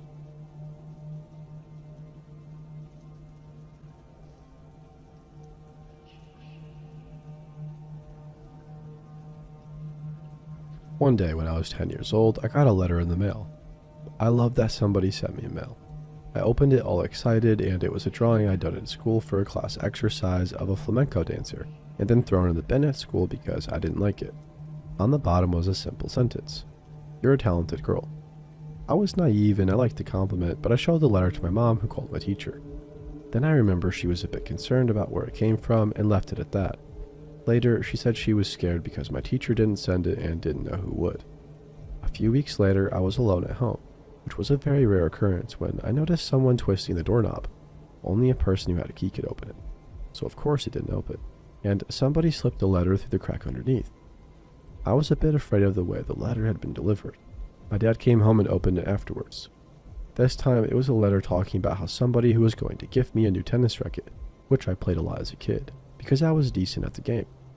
At first, my parents thought it was one of their friends wishing me a happy recently passed birthday and promising a gift, but it wasn't. Now they were getting uncomfortable. About 5 or so more letters came after this over the course of 3 months. One was even about my taste in books. They talked about how proud they were that I read 20,000 Leagues Under the Sea. They were, on the face of it, pretty benign letters, full of congratulations and pride, but creepily worded and anonymously delivered. I got my first phone around this time because I played a lot of tournaments and my parents weren't available for all of them. Then the phone calls started. Sometimes it was static, sometimes breathing, sometimes a low laugh, and sometimes he would just say hi again and again. I always blocked the numbers, and they always came back. The numbers changed, but I recognized the area code, which remained the same. My parents were so concerned that they stopped my tournaments, hired a guard to stay outside of our house at all times, and called to check in with me every hour. If I ever missed a call, they would send somebody from one of the offices to check on me. Another week went by like this, and then they noticed a small hatchback doing drive-bys of our house every morning, like really early, around 5 a.m. most days. I don't know why they never took down a plate number. Now, my parents called the police and talked at length with them, but nothing came of it because there was no substantial anti-stalking laws in this country. My brother and I were on high alert from then on. We hired a full-time guard and full-time help at home. My mom got cameras installed outside, and my dad talked to our neighbors and explained the situation, so they were always careful too. Both my parents worked for the government, and so they had a lot more authority and resources than others to keep us safe. When the landline got frequent phone calls, my dad got up and took one of the calls. He told him calmly to stop what he's doing, and the man responded by apparently letting out a deafening screech and hanging up. Shaken up, my dad decided to put an end to this. No, he didn't kill my stalker, lol. He took all the letters to a private facility to have them fingerprinted. They found several prints. My dad then took the print to the police and had them run it. My dad, keep in mind, was in charge of police administration.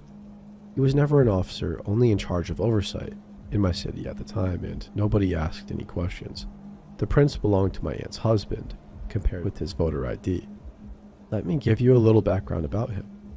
My aunt, mother's sister, who we were very close to and still are, was married to a man who had severe schizophrenia. I only just found out about this a few months ago after my 18th birthday. This was an arranged marriage sort of deal where the parents of the bride and groom sort of put it together. I mean, it was the 60s in India, and they got along fairly well, and it was all good. In time, they even had a daughter who I'm very close to even today. The thing is, though, now I live in the US. These events take place in India. The mental health scene was not great there. People with mental illnesses, and particularly ones like schizophrenia, where everybody knows something's not quite right, were shunned. They were talked about in hushed whispers, often locked away in rooms and physically cared for but emotionally forgotten. Apparently, after my aunt and uncle were married, the first symptoms of the disease, which ran on his family, began manifesting. My aunt, whom I loved dearly, wasn't exactly thrilled with it though. There was a prevailing feeling that the parents of the groom had tried to dupe our family by not revealing that the illness ran in their family. Again, if this all sounds really strange, trust me, these sentiments wouldn't be at all out of place in India. Anyway, here's where I was truly horrified when I heard the story. My grandparents and aunt thought in desperation that they should abandon him on the streets because there was so much stigma associated with the mentally ill. Before you judge harshly, know that during his episodes, he would violently abuse my aunt, my cousin, sister, and even their dog. He'd become a monster. Of course, that's no excuse, and their whole attitude was incredibly uneducated. Anyway, my mom, who worked with the mentally ill and homeless at the time, stepped in and chided them for their plans. She made sure to take him to psychiatrists and get meds and therapy. This all happened before I was even born, and by the time I was born, he was doing fine. However, whenever I was at their house, I would try and avoid him because he always had this weird smile. I now know it was his meds that caused him to space out and smile blandly a lot, but through my whole childhood he still made me uncomfortable. And because of that, I thought these were unreasonable feelings. I suppressed my discomfort and would even scold myself mentally for being too mean and thinking these terrible thoughts about an innocent person. But apparently, he started flushing his medication down the toilet the year I turned 10, and he then became obsessed with me for some reason. That's why the drive-bys were at 5 a.m. He would do them when my aunt thought he was at the gym. That's why he knew our address and my phone number and had access to plenty of my pictures from my aunt and others in my family. He was family. He followed me to the point of going through my school's trash. I, of course, have just recently been told all of this. What I actually remember of these events is that my parents were suddenly a lot more cautious about where I went and what I did. At that time, I even thought it was annoying. He had several of my pictures pinned up in his closet, but because they were mixed in with my brothers and cousins, no one really questioned it. I mean, it's only natural to love your family. That's my story. I don't necessarily think he was a pedophile, but I do know he was very sick and unstable. My very overprotective dad thinks it was his misguided way of being proud of me. I don't hate him or even dislike him, and neither do my parents. I understand how important properly responding to mental health issues are, so my aunt ensures that he never goes off his medication these days. And no, they didn't get divorced. He seems to be doing well. He just retired from his job this April. Even his daughter, my cousin, seems to have made her peace with his abusive behavior in the past and understands that the issue stems from poor understanding of mental health. Even now, I see him regularly at family gatherings. He makes lame jokes and everybody laughs. He's perfectly nice and generally has been a great uncle to me since that time. So there you go.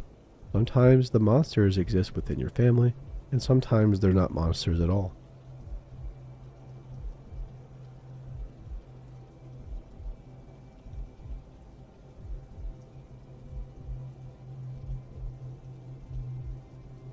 It was July 29th, 2020. It was on a Saturday morning when my little front door was softly knocked on by one of my best friends. We will call him Fitz. Fitz turned 17 that past week, and his father decided to buy him a new hunting rifle. I'm not necessarily a gun person, but he wanted to show me how cool it was. Besides a little sprinkle of jealousy, I was too excited to go on my first hunting trip I've ever been on. I remember every little detail of that horribly went wrong trip in my head as if it just happened a minute ago. With a pickup truck and his 26-year-old brother Dan, we went on this trip exactly at 6:43. Dan is the nicest outdoor guy I've ever met. He talks so softly but hits like a gorilla. The only simple way to explain how he looks is to imagine a cowboy, a gymnast, living in town but being British. That's how I would explain how he would look. I can't remember how long I've known Dan and Fitz. It feels like they were already in my life since the day I was born. I took a shotgun while Fitz sat on the back of the truck, glancing at his long rifle with amazement. On that 20-minute trip, Dan gave me so many updates about his life during Corona, including about the girl he'd been hitting on for the past few weeks. As a brother, it felt like there are no boundaries between us. When he arrived at the site, it was quiet. I was expecting a bird's chirp shouting here and there, like in the movies, but there wasn't. Well, I could hear a cricket and a toad once every now and then, but I'm still kind of disappointed. I was expecting the whole bird to be captive on my head. Then reality hits. I don't have a gun or a rifle, so Dan hands me his homemade spear for fishing. It's faster than using a rod. Be careful with your feet, he said. It was the first time I went hunting, and everything was so interesting to me. Being a homebody who had a spear in his hand, I kept asking for something spearfishing related. Maybe or maybe not. My continuous questions started to bother Dan so much that he sent me and Fitz to a riverbank and figured it out myself. I was standing near the riverbank while Fitz lay prone not far away from me, aiming his rifle at the tree across the river. I barely even tried to catch a fish. I was looking at him the whole time. He took his first shot and it wasn't good. His body pushed back and he could barely maintain the rifle in his hand. I laughed and then he laughed. We mocked how bad that first shot was. We got distracted for a few minutes before he decided to give it another shot. I was stabbing randomly at every single movement I could see on the water surfaces, hoping one of them was a fish and that would be my first game. I was no longer staring at Fitz, but I could hear every shot he shot, until I heard the different sounds of a shot. It sounds so much louder, but further than what Fitz's rifle was. My first thought was, wow, Dan wasn't playing while hunting. Since we scattered, he went on his own. One shot, two, then three. There's nothing weird about this shot. Even if it's not Dan, maybe it's another hunter. Until the fourth shot. The tree behind us was crackled. Somebody shot it. I can't see it, but I'm sure that's how a shot tree sounds. I threw myself down to the ground while Fitz did the opposite.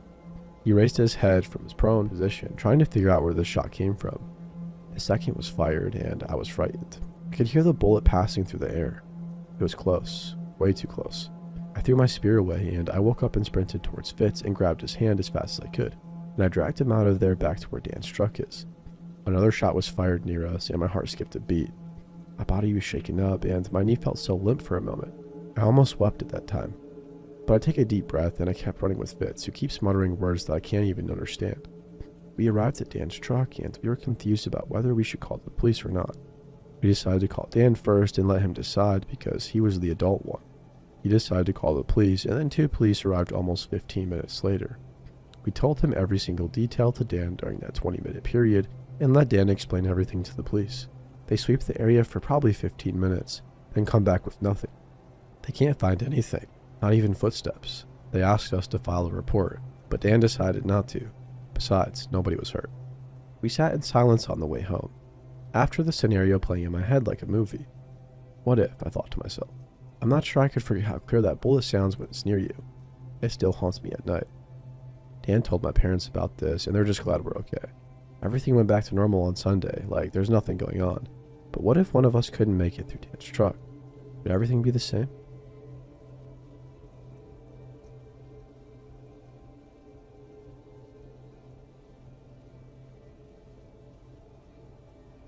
Warning. Potentially offensive language and content ahead, but I will censor it if necessary. I just felt it explains the situation at hand and the setting. Not saying that using slurs or offensive language is right in any way. It also came out longer than I expected because I've only ever told this story to my girlfriend before now. This happened nearly a decade ago. At the time of this story, I was 15 male, 5'5", and 130 pounds. I was a wrestler, so I always knew my exact weight and kept myself extremely lean, but I still had a fairly muscular build. I lived in a fairly small town of 50 to 60,000 people, and in my off season, I did whatever I could to be somewhat active and outside. I had a friend, let's call him Blaze, who was really into disc golf and always asked me to come play with him and smoke a doobie while we were in the more secluded parts of the course. He was a couple years older than me, but no bigger than I was, just a not so great influence for me at the time. This small town only had 2 disc golf courses, one at a very public park near a middle school, or one at the edge of town in an older park that was much bigger. Obviously, we weren't smoking for everyone to see, so the edge of town sealed off park it is. Little did I know that on Thursday afternoons, this park happened to be my town's spot for gay men to meet and hook up in the parking lot. I live in the Midwest, US, so these were not your stylish young pretty dudes. It was mostly guys aged 30 to 50 who were pretty big and aggressive yee-yee looking. So we finished the course and the joint walking out of the woods anything but sober.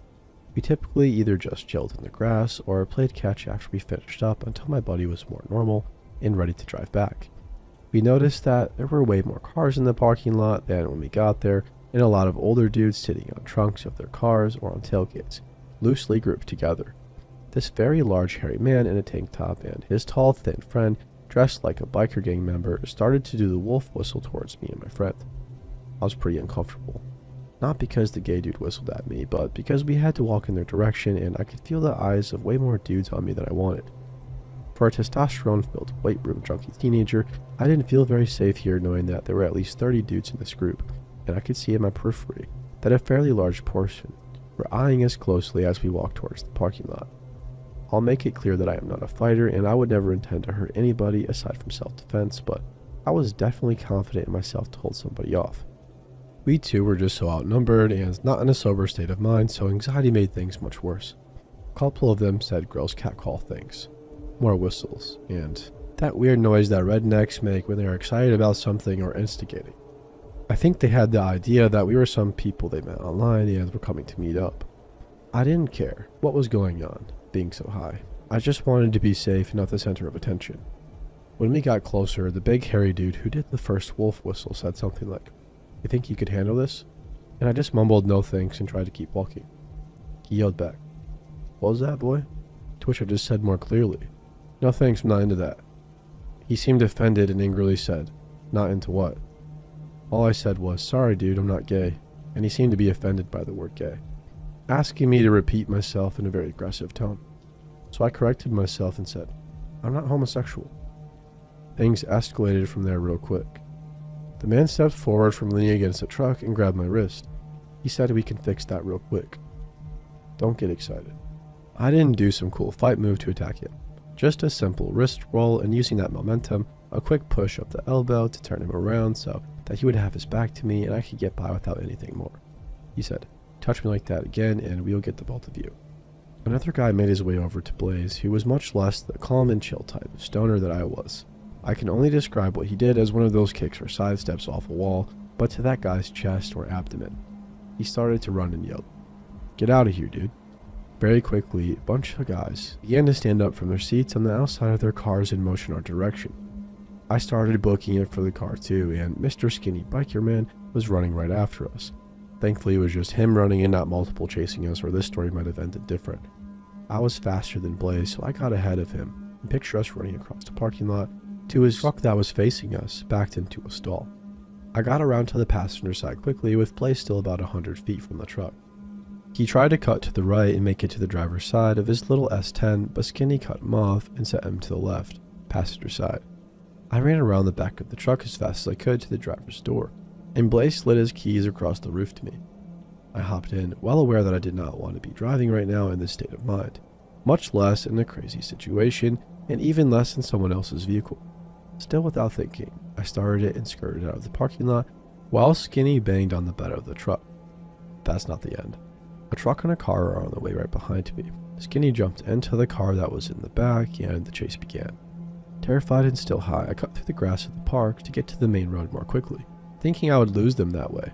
These guys raced right over in the speed bumps, and even around the bends in the park road right up to the main road, and they were driving so fast I would have gotten T-boned if I hadn't smashed the pedal to the floor at the right time. I'm so stressed that I start silently crying while driving, thinking of how horrible the possibilities could be. Contact lens wearers know that when their eyes are dry from the smoke, then they rapidly get moist and contacts tend to drift a bit until they find their place again. This is definitely not ideal for somebody with awful vision driving twice the speed limit down a road in the middle of town. So I started turning down residential streets and weaving in and out, being tapped on the shoulder by Blaze to keep my speed up because the two were still right on my rear bumper. I even made some risky U-turns and they followed right along.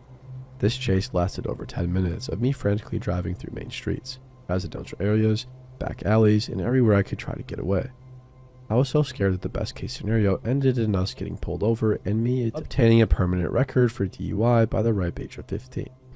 Luckily, a stroke of luck and a surprisingly quick reflex came to my aid. Blaze yelled, "Cop," and pointed to a parking lot to our left where there was a police cruiser probably just waiting to catch somebody speeding or running red lights on the semi-busy road we ended up on. I whipped into the parking lot and parked a couple stalls down from the cop. The truck prepared to turn but stopped in the middle of the road so quickly once he realized what was going on that the car following him had to swerve and pop the curb, catching the officer's attention. He backed out and the two vehicles split different ways and were out of sight before he even got out of the parking lot. Never went back to that park any time other than the mornings after that. But I'm so thankful nothing bad had come of the incident and we made it out completely unscathed at least. No idea what they would have done, but people engaging teenagers in a car chase could not have good intentions in mind. It was my first time in life being sexually harassed too. You think being in a car chase might be fun or exciting, but I just felt so powerless, like I had no control. Like nothing I could do would both get these dudes away from us and simultaneously not get me arrested. I just discovered this sub today on my main account, but was nervous to post from it due to the nature of it. Still wouldn't go anywhere near that place, especially after noon ever again. Edit, I should also mention that you cannot have a driver's license in my state at the age of 15, so that was another one of my fears of being pulled over. I had a farmer's permit that allowed me to drive to work or school or under the supervision of someone 18 or older.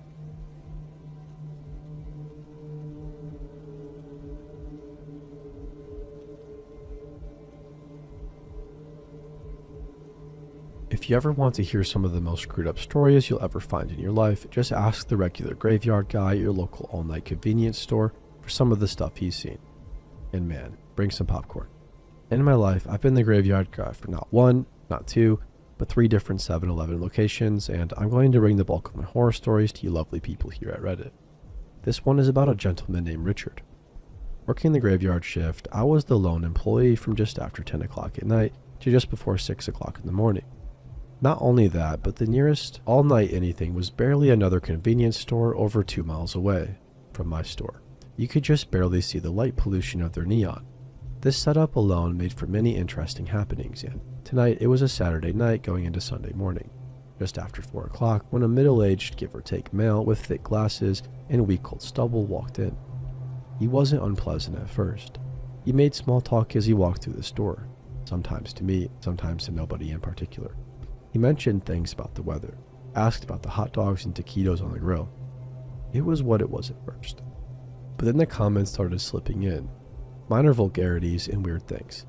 After walking about the store for a good 20 minutes, he comes up to the register to check out, without anything to actually buy. I asked if he needed help with anything, and he asked me what I knew about the Antichrist. I exhale. Alright, well, I know enough, I guess. I was raised Catholic, so I know quite a bit of the subject. And so, he stares at me, eyes wide, mouth pursed. I wasn't sure if he was about to bite me on the face or kiss me on the lips, and not being able to tell the difference made me uneasy. The man: I should get a hot dog. Me: right? Which one? The man: one of the big ones. I want to enjoy it. There'll be no more hot dogs once the Antichrist comes. It sounds like a ridiculous statement. Okay, it is a ridiculous statement, but when said with genuine menace, it becomes a thinly veiled harbinger of doom. I did my best to ignore it, got his bread and his hot dog and handed it over to him. He walked around to the condiment bar and he continued. The man: You have onions? Me: Yup. The man: I love onions. Longer than necessary pause. Nice. Many people do. They better enjoy them. There'll be no more onions once the Antichrist comes, he says. There's really no way to respond to that, so I try to go on about my work. But even as I walk, as I stock cigarettes and start my nightly count, I can feel him watching every move that I make. He comes up to the register with his hot dog, pays, and I hope that we're finally done here. Thanks for coming. You have a good night. And I turn my back. The man: Can I eat this here? Yeah, it's probably not a good idea. The manager comes in at about 5:30 and he doesn't like it if anyone's hanging out here. Stuff to do, you know? The man: I'm not worried about him. The crappy part about this is that I was actually partially lying. The manager, James, my boss and a really awesome guy, did arrive somewhere between 5:30 and 5:45 every morning, Monday through Friday, but he avoided the place like the plague. I was trying to sell something that I knew wouldn't fly if this guy actually stuck around long enough for no one to show up, and now he was telling me he wasn't concerned about somebody else showing up. Saturday nights are a busy time for convenience stores, but after about 3 o'clock they become a ghost town, and it was just me and this guy for one extended, uninterrupted, screwed up conversation after another. I'd try to walk to stock cups, lids, and straws, and he'd pop up right behind me. There'll be no cups and straws when the Antichrist comes. I arranged the beer and the coffee. There'll be no more coffee when the Antichrist comes. I realize it sounds like a joke, but his panicked eyes and horribly hinting smile made it clear. He was dead serious in everything he said. 5 o'clock rolls around. Well, you should probably get going. Don't want that boss man getting mad at me now. The man: He won't get mad at you. It's just, he doesn't like people hanging out, I said. Well, we're just talking about the Bible. He said this so sickly sweet it made my stomach churn. Yeah, but still, he's going to be in here soon. I'm not worried about him. I need milk, he said. Okay. I point to the display case. He walks back, grabs a thing of milk slowly and robotically, and inspects the carton all the way back to the register. I love milk, he says. Me: Oh, really? Yep, but there will be no more milk when the Antichrist comes. The devil don't allow that. It's holy sustenance. Alright, so at this point I'm sizing the guy up. He's about 5'9" and I'm about 6'4", and I've got at least 100 pounds on him. So if things go south, I think I can get a few good knocks in before he pulls out my liver and puts it on his head. Around 5'10" now. Should really probably get going. The man: Jesus loves all of his children. 5:15. Boss is going to be here soon. The man: I'm not worried about him. 5:20-ish. Is there anything else you need? The man: The devil is real. And then he says my full name. This is where two things happen that if I hadn't lived through them, I would have called BS to the person telling the story. At 5:30, for the first time in almost 2 years I'd worked there, my boss James comes walking into the store on a Sunday morning. He managed to unbluff my bluff with this guy. Secondly, and this is the jaw-droppingly hilarious part to me, James had been to the beach on Saturday. James had fallen asleep at the beach on Saturday. He'd also shaved his head fresh before going to the beach on Saturday. In other words, just as I told him he would, my boss came walking in at 5:30 on the dot, with a completely shaved head, his long dark goatee, and bright red skin. Me to James. What the heck are you doing here? Honestly, I have no idea. He looks at the guy. Who's this? I didn't answer. I looked at James, looked at the guy, and looked back at James. He looks at the guy. James to the guy. Let's go outside and chat, dude. Less than 10 minutes later, the guy was walking off, and James came back into the store. So, how are you? Me. What the heck was that all about? James. Oh, Richard? Well, he started telling me about Jesus, and I started telling him about witchcraft. He said the Antichrist was coming, and I told him that I was the Antichrist. Overloaded his circuits. He left. I love James. I wish this was where the story ended, but after about 3 months, I'm outside of my store and smoking a cigarette with a few regular customers of mine, just chatting away. Somewhere in the distance I hear, Jesus, Lord God, help me. I perk up, but the people I'm with don't seem to notice. Jesus, please, I know you can hear me. It's closer now, and I actually say, oh, please don't be Richard. And he's going on and on and on. Sure enough, barreling around the side of the building and heading in my direction is a panicked, screaming, sweaty Richard, covered in his own blood, probably. The people I'm with ask the appropriate question of, dude, is he covered in blood? I, on the other hand, had only one thought in my mind, and I repeated it over and over again. Don't go in the store, don't go in the store. Damn it. I crush my cigarette out and run into the store. In the few seconds he's been in there, I now have blood all over the doors, the floors, the rugs, and the countertops. Please come down and save me, Jesus, he said. I grab him some towels and toss them in his general direction, trying to get an area of the nature of his wounds while dialing 911. I tell him I have a gentleman in my store who is injured, screaming profanities, yelling about Jesus, and covered in blood. 911 says, what? Me. His name is Richard, and I don't know how badly he is hurt, but yes. I hear her typing. She asks the store name, the address, etc. Alright, and you said he's screaming profanities? Richard, who can't hear her, screams at the top of his lungs the F word. Did you happen to hear that? Yes, I did, and you said he's talking about Jesus? Richard, who still can't hear her, he is screaming at the top of his lungs. Jesus Christ, my Lord and Savior, please save me. Did you happen to hear that? Yes, I certainly did. And then Richard, in all of his glory, does the one thing that makes any convenience store clerk go aggro, especially one on Graveyard. I turn away from him to give the operator the store incident number, and when I turn back around, Richard is now behind me, behind the register. I drop the phone. Richard, I don't give a heck what's wrong with you, but if you don't get behind my counter, I will hang up with 911 and let you bleed to death right here in my store. But the confrontation didn't last long. Before he could respond, there were 4 police officers with me. I think the 911 operator hung up and left the area. Richard was handcuffed inside of an ambulance, and I thanked them for coming so quickly, and we laughed about the strangeness of it all. And then I asked a question I wish I hadn't. So, who cleans up all of his blood? Lead officer. That'd be you.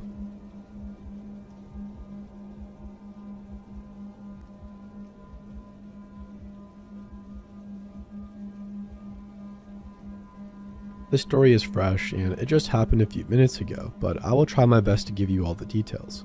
So, I'm a Pokemon Go player. I was a mild fan of the franchise as a kid, and now in my mid-20s, I find that it allows me to get out of the house more often and do something that doesn't involve, well, my house. If you have played the game, you know that there are specific places called gymnasiums, where you can place one of your Pokemons to earn a max of 50 in-game coins per 24 hours. These coins can buy important in-game items, as well as cosmetic items, and, as you may have guessed, it's quite the popular feature in the game. However, since I live in a huge European city, there are many players to compete with in order to secure a spot at these gyms. The reason I'm telling you all of this is to let you know why in the world I'll be outside in the cold winter of my metropolitan city at 3 AM. You see, it's not just that I'm stupid.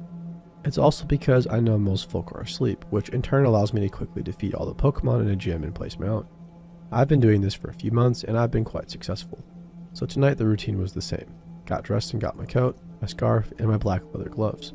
I went out and made my way to the first of the 3 gyms in my area that I usually conquer in the game.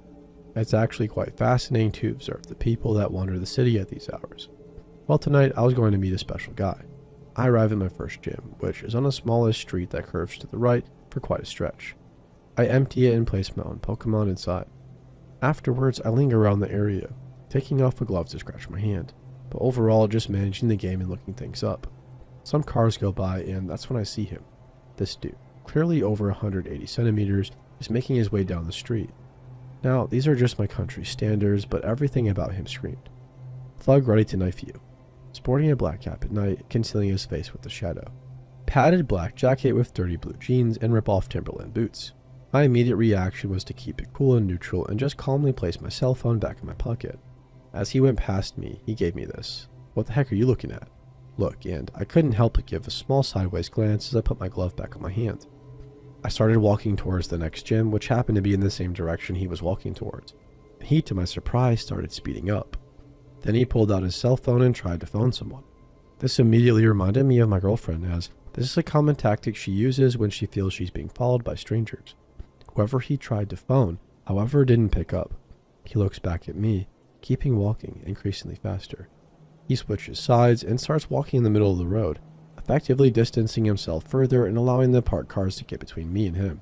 And then abruptly, he stops, turns around and asks, "Hey friend, do you know how I can find transportation at this hour?"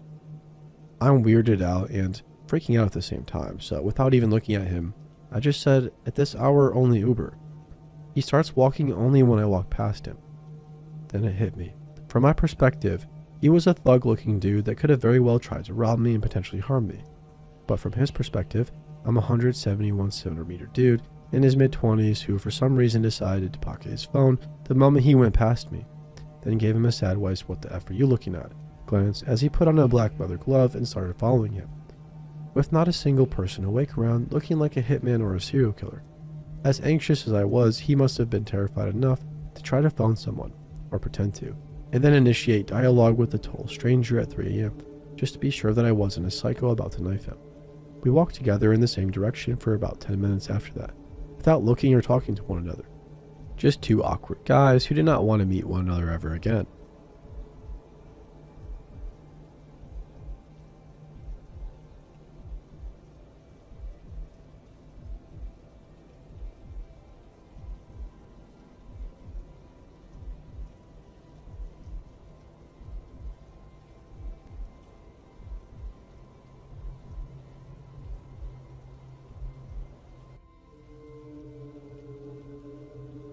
A little background. I'm 22. The people in this story are somewhere in their late 20s or early 30s, but they had constantly changed their ages, last names, and jobs when I asked. My friend was 28. So this has mostly ended, but this was ongoing for about half a year. Due to a shitty life situation, I had a terrible breakup with the guy I had been living with, and I was really raw. So I moved out in an apartment with my friend, who was really cool about it but was just never home. She always had guests though, and they were incredibly, deeply, terribly creepy and weird. The first thing her boyfriend said to me after meeting him was that I should never ever trust anyone, especially him. Okay, weirdo. But then he started hitting on me, and my friend sort of watched in a weird way as if she were jealous, but I kind of got this weird feeling she wasn't. He was really oddly charismatic, and he was the type to get away with saying anything. My friend was the quiet, confident type, and she'd flirt with me on the occasion too. It was weird, but I figured they were poly or something. They came on strong, but I'm always the accepting type, so I didn't care much. A little over a month in, I couldn't move out, and we really started to get into trouble. He started threatening me and literally following me everywhere, including the bathroom. I'm starting to really freak out, so my friend agrees to stay home. By then, she's home almost all the time. My friend then kind of fake rants about him to me, and she invites a completely new friend I've never seen to quote-unquote help us. They do this weird thing where they comfort me in front of him. He just sits in the corner as they hug me and tell me how awful he is and how great I am. I keep asking them to make him leave, and they keep giving me excuses that seem really off. I also don't have a job and I wasn't on the lease. Yet the boyfriend and her friends were, but they didn't live there. Something I hated was that they were always charmingly dishonest. It seemed like they were rarely busy, and if I asked for personal details, they kept changing the story. Her boyfriend said he was a doctor, a judge, a cop, an actor, and a lawyer at some point. My friend's friend seemed more like his friend, and they'd always be his co-worker or assistant, or occasionally boss when they changed the story. My friend had a rich family to rely on, so I'm pretty sure she quit her regular job, but she often makes up a story about their jobs too. When they leave, they never say where, and they always keep their phones hidden. By 3 months, the boyfriend and her friend are there every day. My friend is there sometimes, but she just makes it seem like I've offended her badly. I'm still unable to find work then, so I feel pretty bad. Still, her boyfriend and her friend were constantly asking me questions, having me explain everything, and being oddly rude but in a very sweet way, if that makes sense. I'm sorry to say I fell for a lot of it. They even decided to give me 2 nicknames, which was Beautiful and Gullible. They'd tell me really weird, pointless lies. They were with me 24/7, all day, every day. If I looked at my phone, they did too. If I went to shower, they kept opening the door. No locks. I really don't know why, but both of them. They're still really quote-unquote nice and telling me how great I am, and they all even tell me they love me at some point. They started saying that we were all angels. Everybody tried to be romantic with me, and everyone started to feel kind of like authority figures in some way. They were all really great talkers, not to mention older than me. 4 months in, I've got used to the lack of privacy and boundaries. I kept saying it's temporary. My friend and her friends keep switching from nice to really terrible. At this point, they are literally sleeping in the same room as me. I wake up to them having sex occasionally. They even start waking me up randomly multiple times a night to do random tasks. My friend's boyfriend starts talking about how they're not really together anymore and about how I'm so great for him, and blah blah blah. It's not long before he's telling me how I'm the one in everything, and unfortunately, he's really easy to fall for. He was the only one I was ever alone with the whole time. I was never alone with my friend. Even worse, I'm really strangely good at messing with other people, so I really fit everyone really nicely, and when her boyfriend was great, he was really great, and we would align really nicely. Because of this, I think he started to really believe his BS. 5 months in, all hell breaks loose. They stopped calling me by my name entirely and only called me Gullible. Her boyfriend became really erratic after the first time I rejected him. They started creating planned drama to ambush me with. I'd even overhear them coming up with literal plans for the next day if I pretended to sleep. They were all really good at talking in weird loops and weird phrases. A few of them were demons and, "You're a demon," or "We are terrible people." "Be gullible," "We are beautiful," and "I have trust issues." They'd constantly ask me weird questions, asking me, "Who are you? Are you keeping secrets?" Just over and over until I would answer. They even started recording me and trying to get me to embarrass myself in any way. They wouldn't let me leave, and I was exhausted all the time. They tried to convince me I was jealous of everybody, that I was a homewrecker, and that I was actually somebody else entirely, that I hated all minorities of any kind, or that I was a prostitute, and that I was even secretly a creep. The accusations and explanations were constant. They'd corner me into everything and openly take note of my reaction to absolutely everything. I started trying to escape, but they kept telling me they had information that they'd send to everyone. I started getting the feeling that everybody had heavy blackmail on each other. 6 months in, they literally threatened me. They called a friend over to scare me. He pretended to be a sex trafficker. I was really freaking out, and I threatened to call the police. Everyone really started to change that. I had no energy. They started recording me, following me to the shower, trying to seduce me constantly, making me afraid to eat, trying to convince me they had someone impersonate me to doctor evidence against me and threatening me if I did or told anyone anything. Their random drama got incredibly elaborate. They'd invite friends over to trick me and humiliate me over anything. I never even knew anyone's name. Strangers would watch me sleep, and they would attempt to convince me of anything. And they'd coordinate attacks to get a specific reaction. There were at least 8 people involved. A few times, they figured out how to get me into fits of rage where I'd threaten them and have a full breakout. They recorded them and kept asking if I wished for retribution. If I hurt or embarrassed them in any way, they'd say that that must be their atonement or catharsis. They'd repeat my secrets back to me, and by then I'd given in to a few regrettable demands. And they'd remind me of them. They kept suggesting that they created me in some way and that I was in their dream or I was a character in their plot. When I would reach my breaking point, they'd get terrifyingly sweet. They'd pretend that they were helping me get repressed emotions out or giving me some sort of therapy. I even believed it out of exhaustion. Her boyfriend, who seemed to be the leader most of the time, although they seemingly switched power dynamics constantly, started telling me I was finally becoming beautiful. But the second I rejected his advances, the abuse started full force. He kept asking if I wanted retribution. It was like they had unlimited time and energy, and I was always exhausted and in pain. I started to notice that their weird code words were actually working. I'd get an emotion or desire from them. That, I think, was just too much. One night, I just snapped and couldn't think. I just couldn't care anymore. Nothing mattered, and I just walked out with less than shoes. I walked shoeless to my ex's parents' house, and he thankfully came to pick me up that night. So for the time being, I live with my ex again. It's been less than a month, and oddly, I just can't stop laughing about the whole thing. It really isn't funny to me, but I can't have a normal reaction to it. There's a lot I left out, so it's probably a bit rushed sounding. I don't really know what to do. LOL.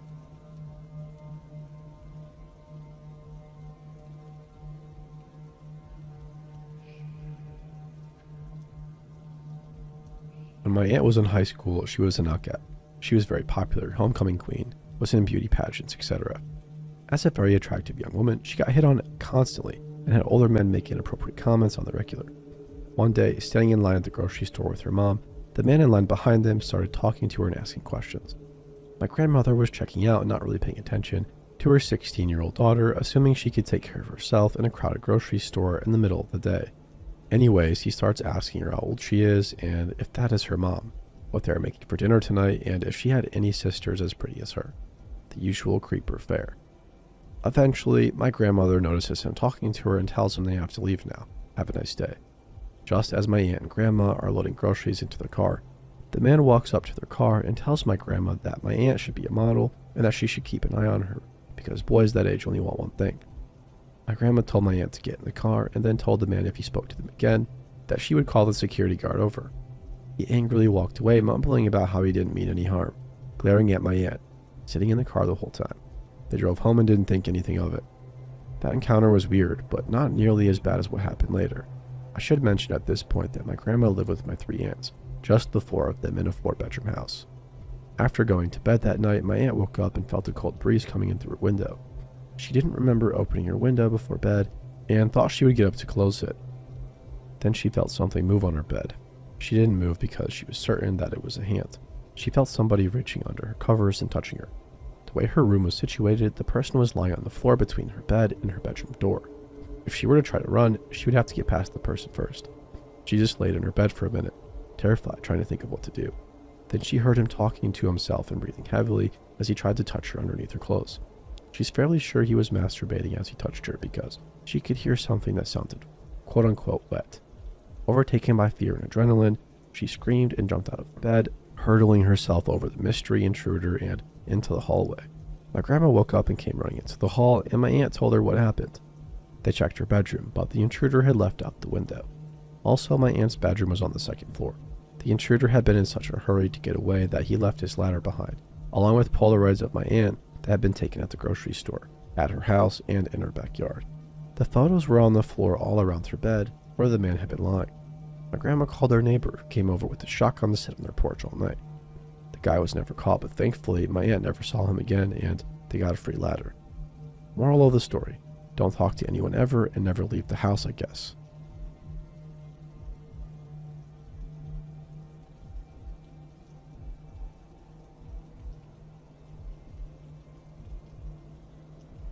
I'm new to Reddit, and I decided to share this after my husband encouraged me to share.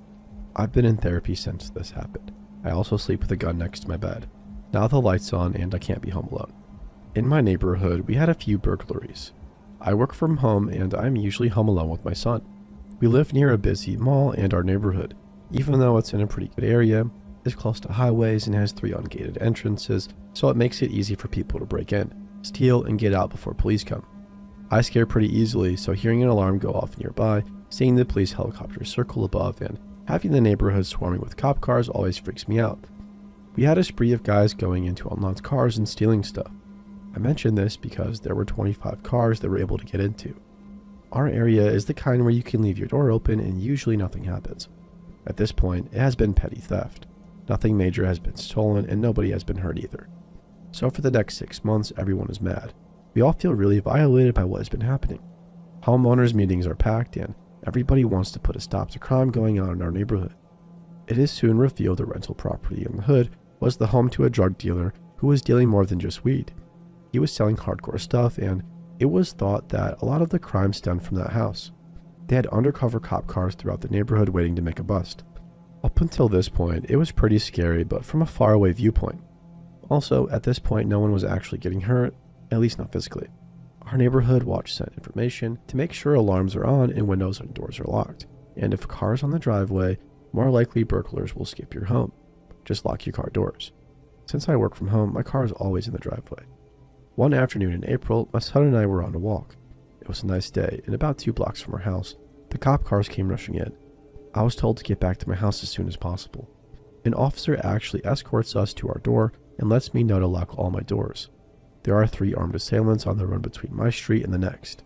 They broke into 2 houses. In one, a woman was home alone, and 3 men assaulted her, tied her up, and left.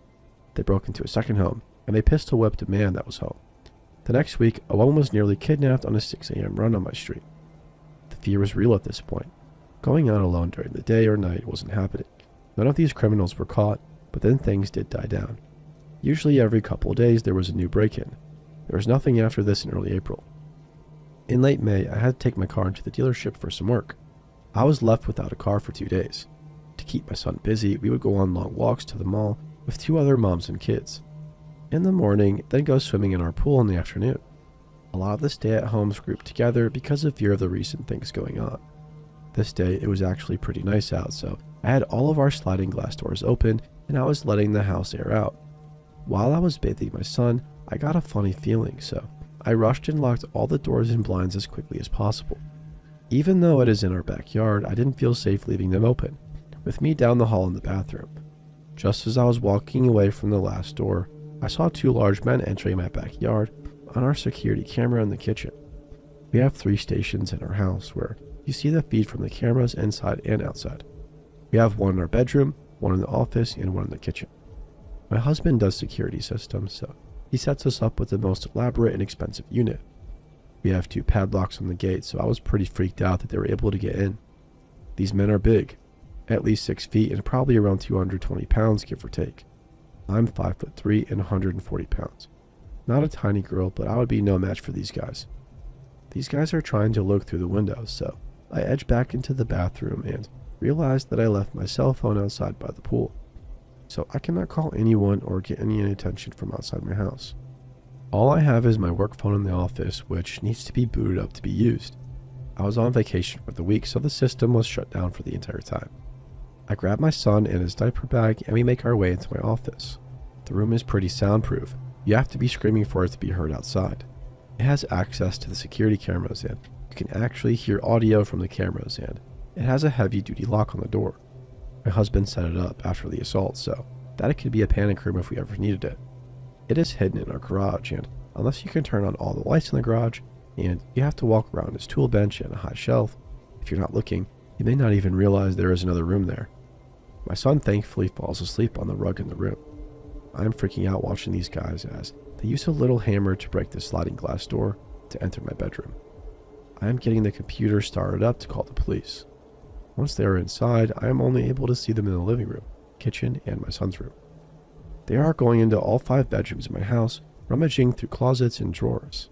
The larger of the 2 men walks in the living room. He has my cell phone in his hand and he literally looks at the camera in the living room and waves with my phone in hand. He then opens his bag, pulls out a knife, rope and duct tape, and what I later found out were condoms. He then says, "Hey pretty mommy, where are you hiding? You want to have some fun?" I realize these guys aren't here to steal stuff. I'm finally able to call the cops. They tell me to stay secured in the room, turn off the lights, stay on the line, and be as quiet as possible. These guys are tearing my house apart and they are calling my name looking for me. They even start calling my son's name. That part freaks me out, because how the heck do they know our names? One of these jerks actually started eating the chicken I baked for dinner. They are rummaging through my laundry room and one of them grabs a pair of dirty underwear and inhales deeply. It's the most disturbing thing I've ever witnessed, and I was praying they didn't find us. They make their way into the garage and they are looking around. I can only see a little from the kitchen camera. I'm praying that they don't turn on the lights to see the entrance to the office in the corner of the garage. I am whispering into the phone, keeping the dispatcher up to date on what I am seeing on her security feed. She tells me the cops are 4 minutes out. The weirdos are rummaging through the garage. I hear them playing with my husband's power tools. My son wakes up and surprisingly doesn't start crying. He quietly looks at me, sucking his thumb. I know what these jackasses have in mind for me, but I am scared to think what they're going to do to my son. That single thought brings me to tears even as I recount the situation to tell it. I bring my son into the closet of the room with a flashlight, bottle, and blanket, and I mouth for him to be quiet and shut the door. The dispatcher tells me the cops are now 3 minutes out. Her name is Janice. I beg her to tell them to hurry. She tells me to keep calm and that she is there with me. She recommends that I get in the closet as well. I don't, because I don't want them to think about my son if they break through the door. Then the guys start pounding on the office door.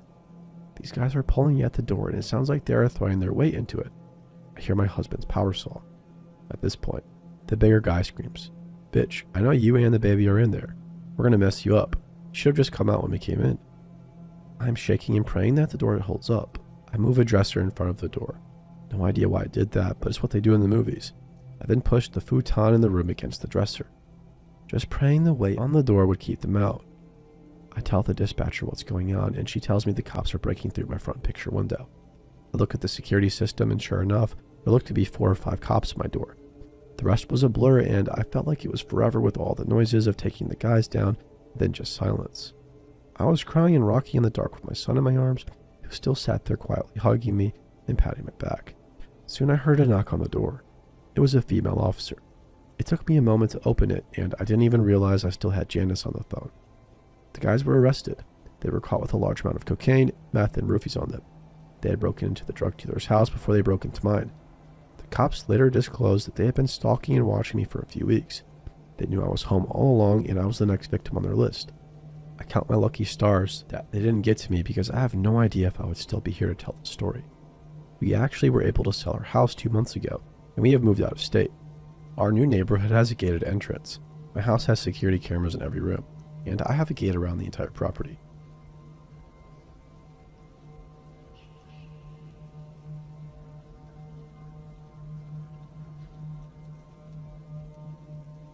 My mom and I were driving through our small town in Southwest Virginia. My mom and father are divorced, and he lives in Tennessee, which is relevant to a story I've posted before, not necessarily to this one. Anyways, they had very different viewpoints on helping out hitchhikers, as my dad was very much into hiking and camping. But there was a woman walking down the road. Mind you, it's very hot outside. It's the summertime, and I noticed she was carrying a child swaddled up in a blanket, which struck me as a poor choice considering it was the middle of summer. It just seems too warm for a swaddle, so I said to Mom, "We really need to pick that woman up. Surely she isn't far from where she needs to go, but she has a baby." And to my surprise, my mom pulls into the gas station parking lot and tells me to go in and get a large bottle of water, and we will ask her if she would like a ride. So we pull out of the gas station and approach the thin, almost sickly looking woman, and she very quietly just grabs the door handle and just gets inside, not saying anything, not even a thank you, which really didn't sit right with me, because this is the South.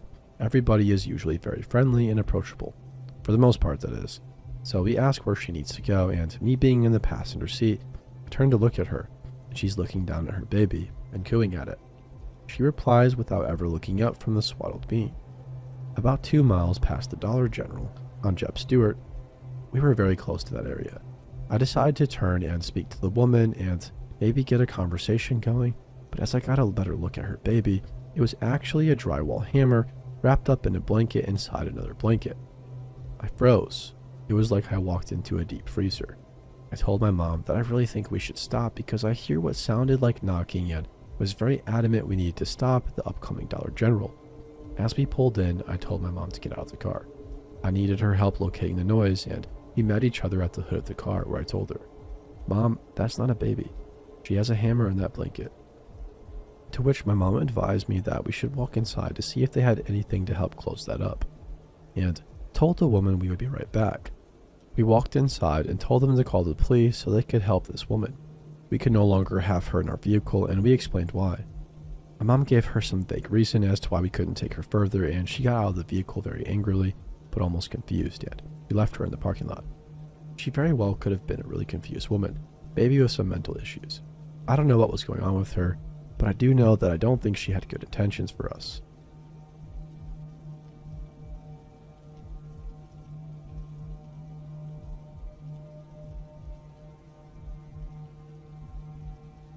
This might be a long story, so please bear with me. This is from my sophomore year of high school. Taking in mind that some of the reasons why the whole scenario lasted so long were because I was extremely shy and was having problems with anxiety. This whole experience has helped me learn to speak up for myself. It was the beginning of the school year and I had a gym class as my first period. I went to class normally for a few days, but I had noticed that some girl had been staring at me off and on. I don't think it was anything to worry about at the time, which might have been a big mistake on my part. One day before class started, we were all hanging out in one corner of the gym, listening to our teacher's story of how he tripped and fell in a huge puddle of mud. I was sitting on a pile of yoga mats, staring off into space, but still paying enough attention. I then heard a girl's voice say, "Teacher, I have a story to tell too.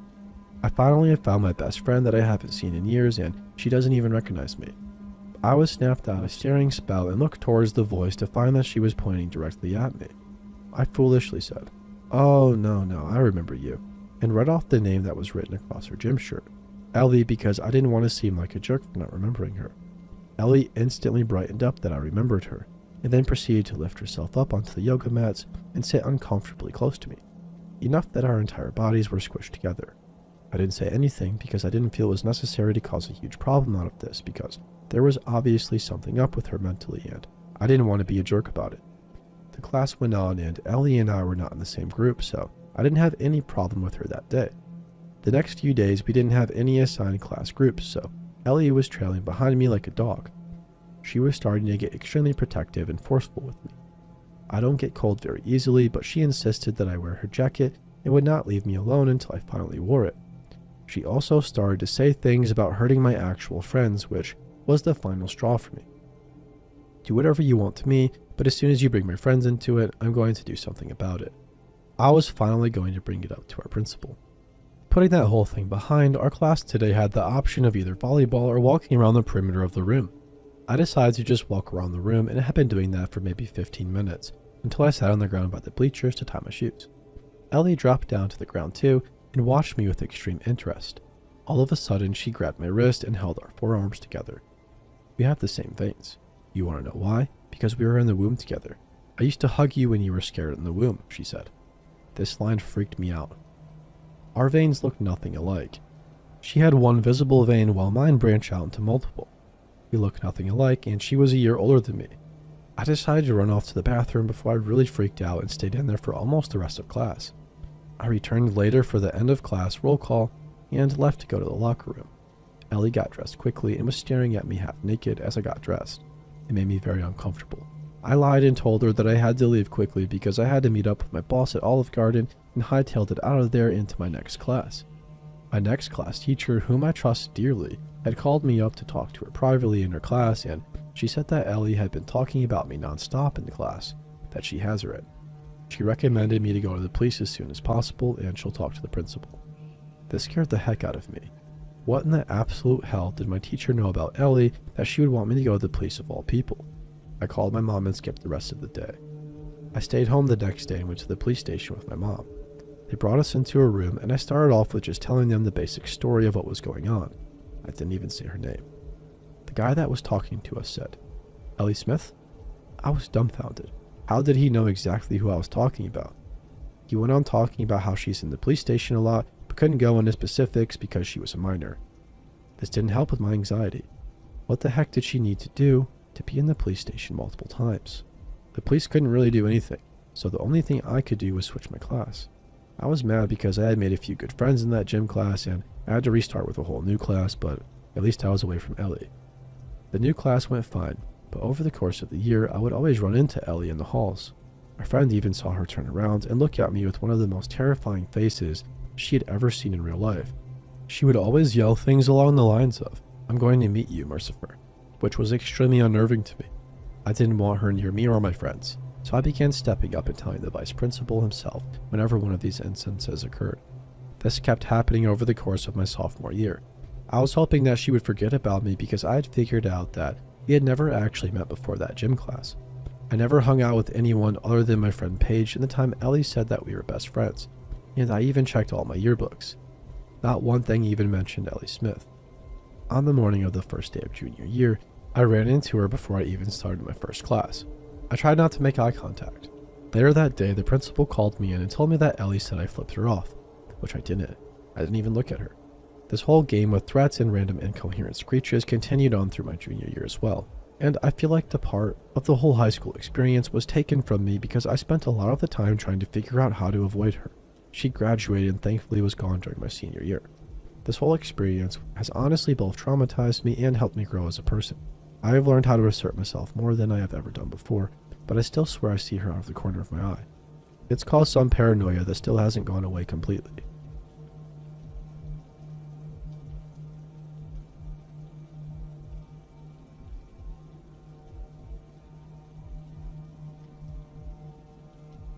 When I was 19, I had hit a dating rut.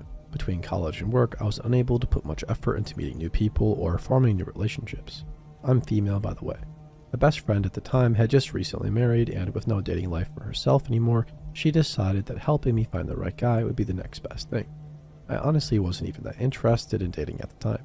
Just wanted to finish my basics and transfer to a large university. But she insisted I give it a chance, and she asked if it was alright to give this guy she knows my phone number. I'm wary and refuse at first until she starts begging. She pleads about how handsome this guy is and how he's 25 and has a stable life. She tells me about the well-paying job he has, about the house he built himself, and about the ranch and horses he owns. She glorifies him as the sensitive, caring, attractive, put-together guy. But I know no one is that perfect, so I ask, "Okay, what's the catch?" She replies with, "He only has one leg."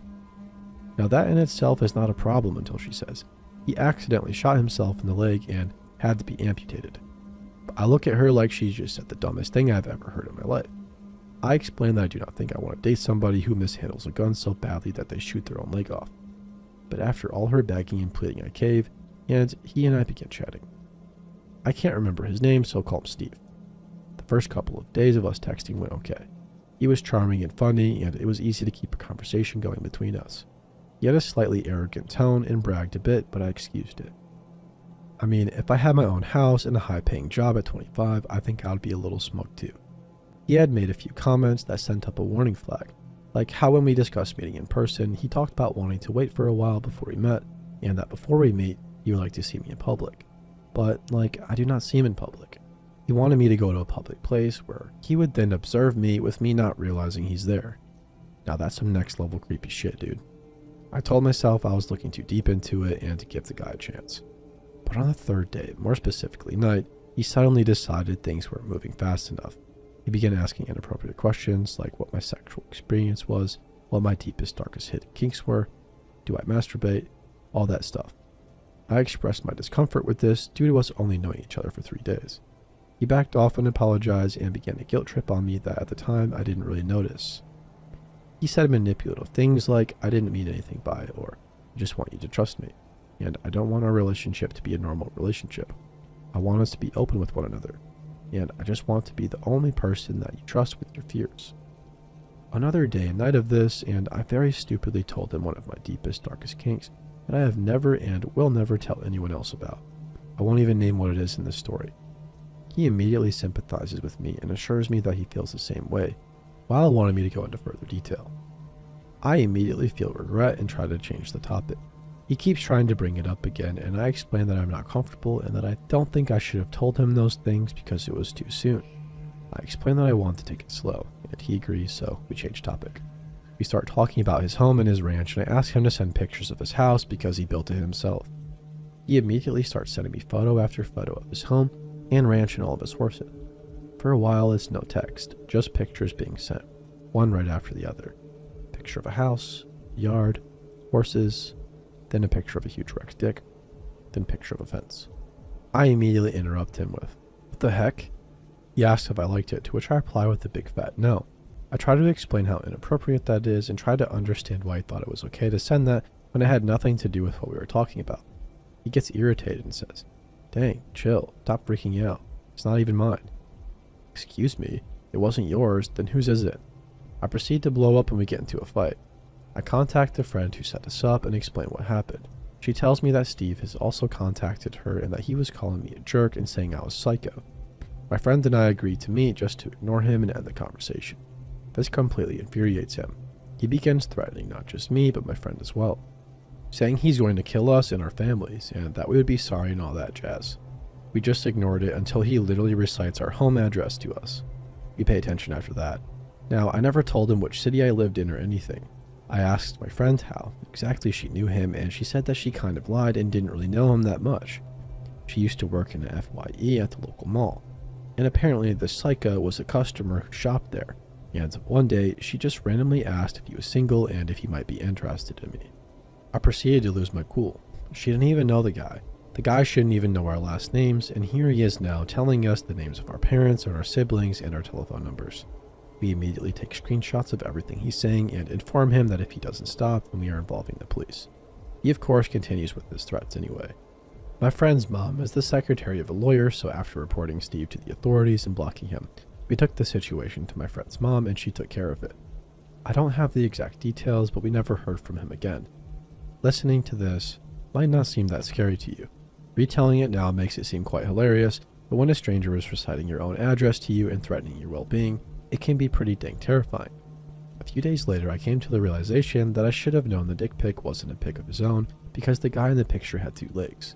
So one-legged Steve, who has pictures of other dudes' dicks. I don't want to see you ever again, and I have a restraining order.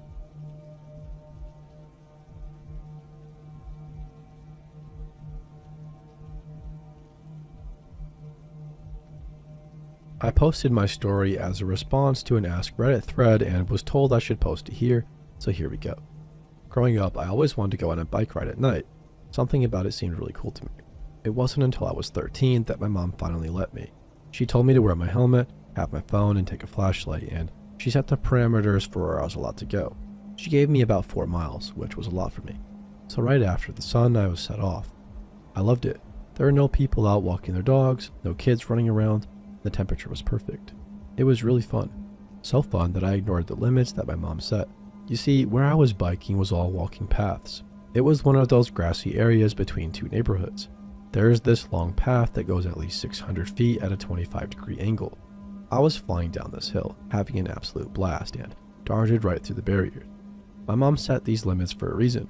Everything on the inside was close to houses and people. The outside, more specifically, the place where the path I was on led to, was barren. I rode along this path for 10 minutes before I could only see some of the lights of the houses on the inside of the limits. After 15 minutes of riding along this path, I hear singing. It sounded about 30 to 40 feet in front of me. I stopped riding to hear it better. It was a woman's voice. She was singing Eleanor Rigby by the Beatles, but she wasn't singing the words, just the melody of the vocals. Her voice was strange. You know how when you have phlegm in your throat, your voice gets scratchy? That's what it sounded like.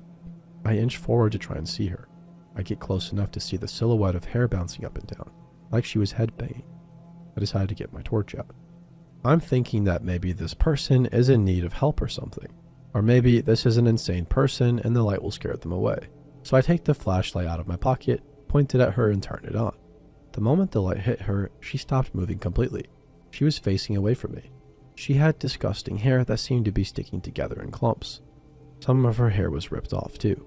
She was wearing a very oversized bright red hoodie. I was almost too scared to move. I think she was too. I conjured up as much bravery as I could and said, "Sorry," in a very oops, this is the wrong room kind of way. She didn't respond. I turned off the flashlight and put it back in my pocket. Just as I was turning my bike around, she screamed. She screamed in an awful, awful high-pitched tone. I damn near shit myself as I throw myself back onto my bike. I hear her voice getting closer to me. I book it as fast as I can. I don't look behind me and I don't stop pedaling. Her screaming grew quieter and quieter until it dissolved into the howling of the wind.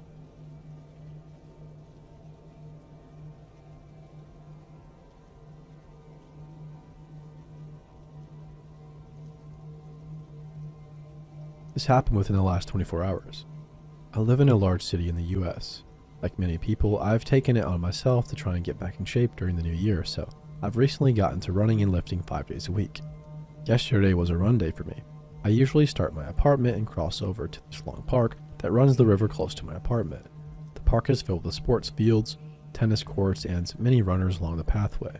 I've been going 2 to 3 times a week for just over a month. I was on my run last night listening to a podcast minding my own business, and decided to go a little further than I normally do, to this longer stretch where the park sort of ends like a half mile before it picks back up, kind of an area where they park equipment.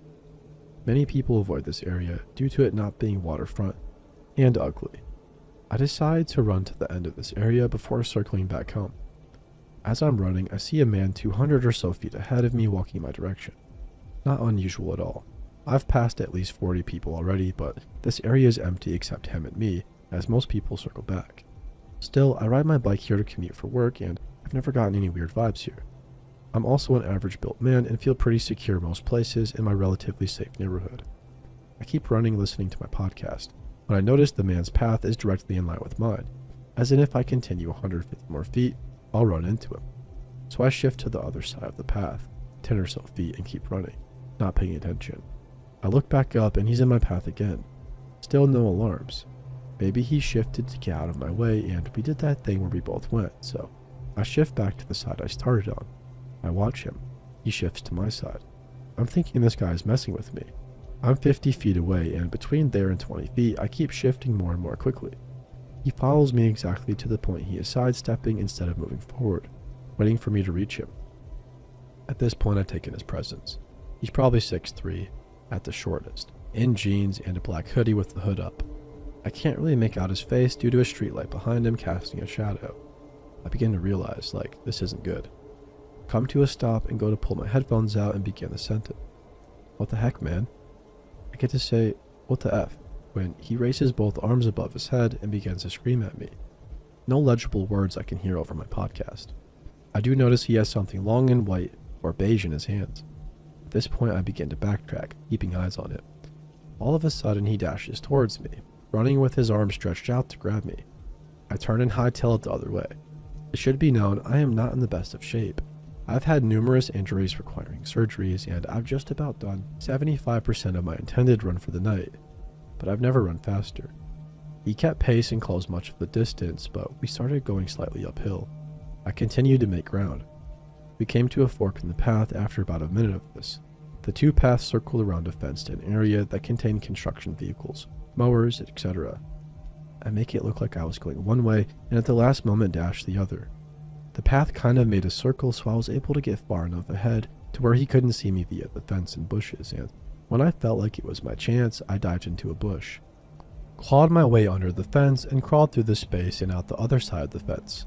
He kept looking for me in the bushes, prowling back and forth, and finally saw me on the other side of the enclosure. At this point, I was already on the phone with the cops, trying to get help as I gulped down breaths of air. I was also warning runners. He eventually just followed my pace on the opposite side of the fence. He kept ducking into darker areas around the enclosure, and eventually I lost sight of him. I began getting worried again and kept wandering around, warning people while I waited on the cops. After about 15 minutes of not seeing him, I pieced the heck out of there as the cops said they were close. The jog home was horrible, and anytime a runner passed me, I would have a mini panic attack. I was in shock and running off adrenaline the remainder of the night. I'm not really sure what happened or what was going on. It felt like it was from a movie. Today I checked the Citizen app and Twitter to see if anything had happened, and I'm not sure if it's related, it most likely isn't. But 5 hours after I called the cops, they pulled the body of a man out of the river, a mile or two downriver from where the attempted attack occurred.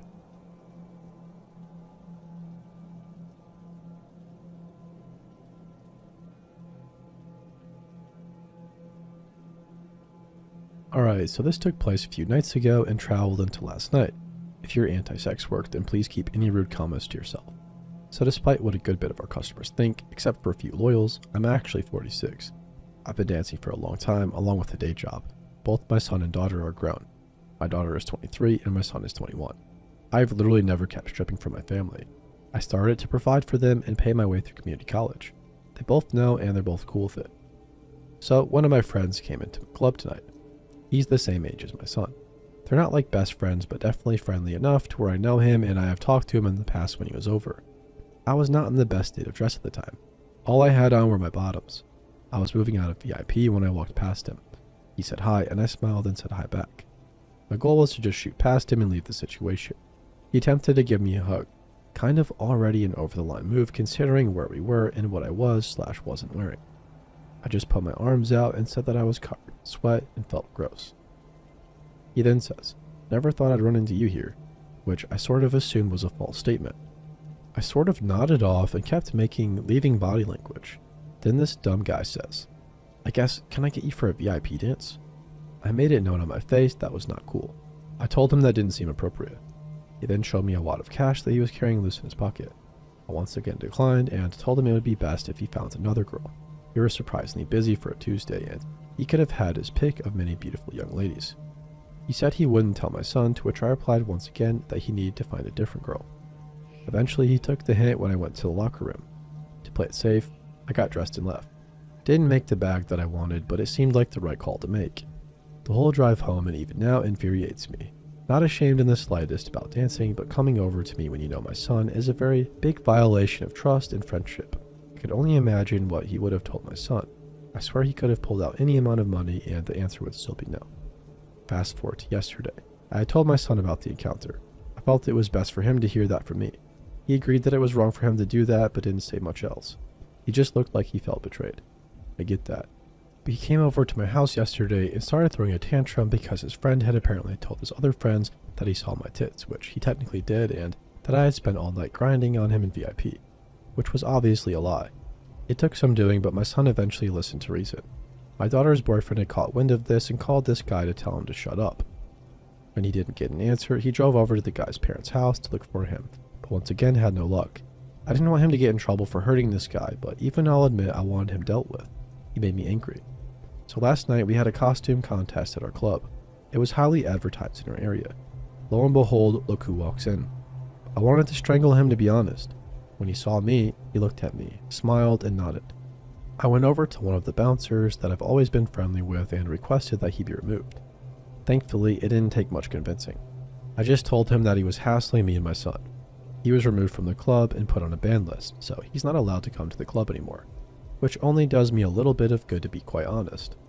Anyways, I hope everybody's having a good weekend and staying safe.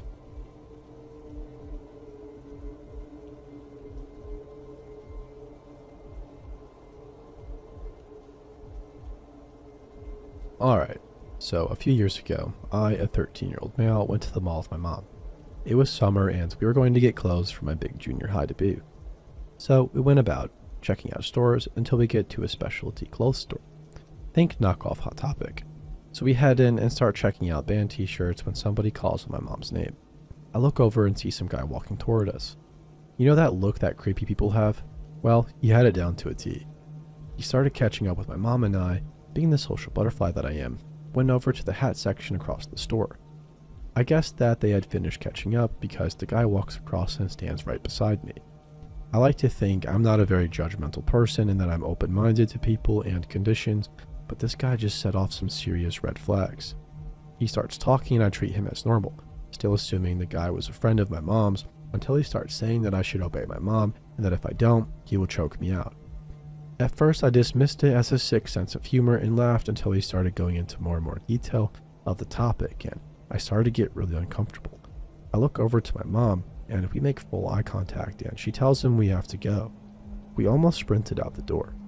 I'm talking dust trail along the horizon speed. That may be an exaggeration, but you can obviously see what I mean.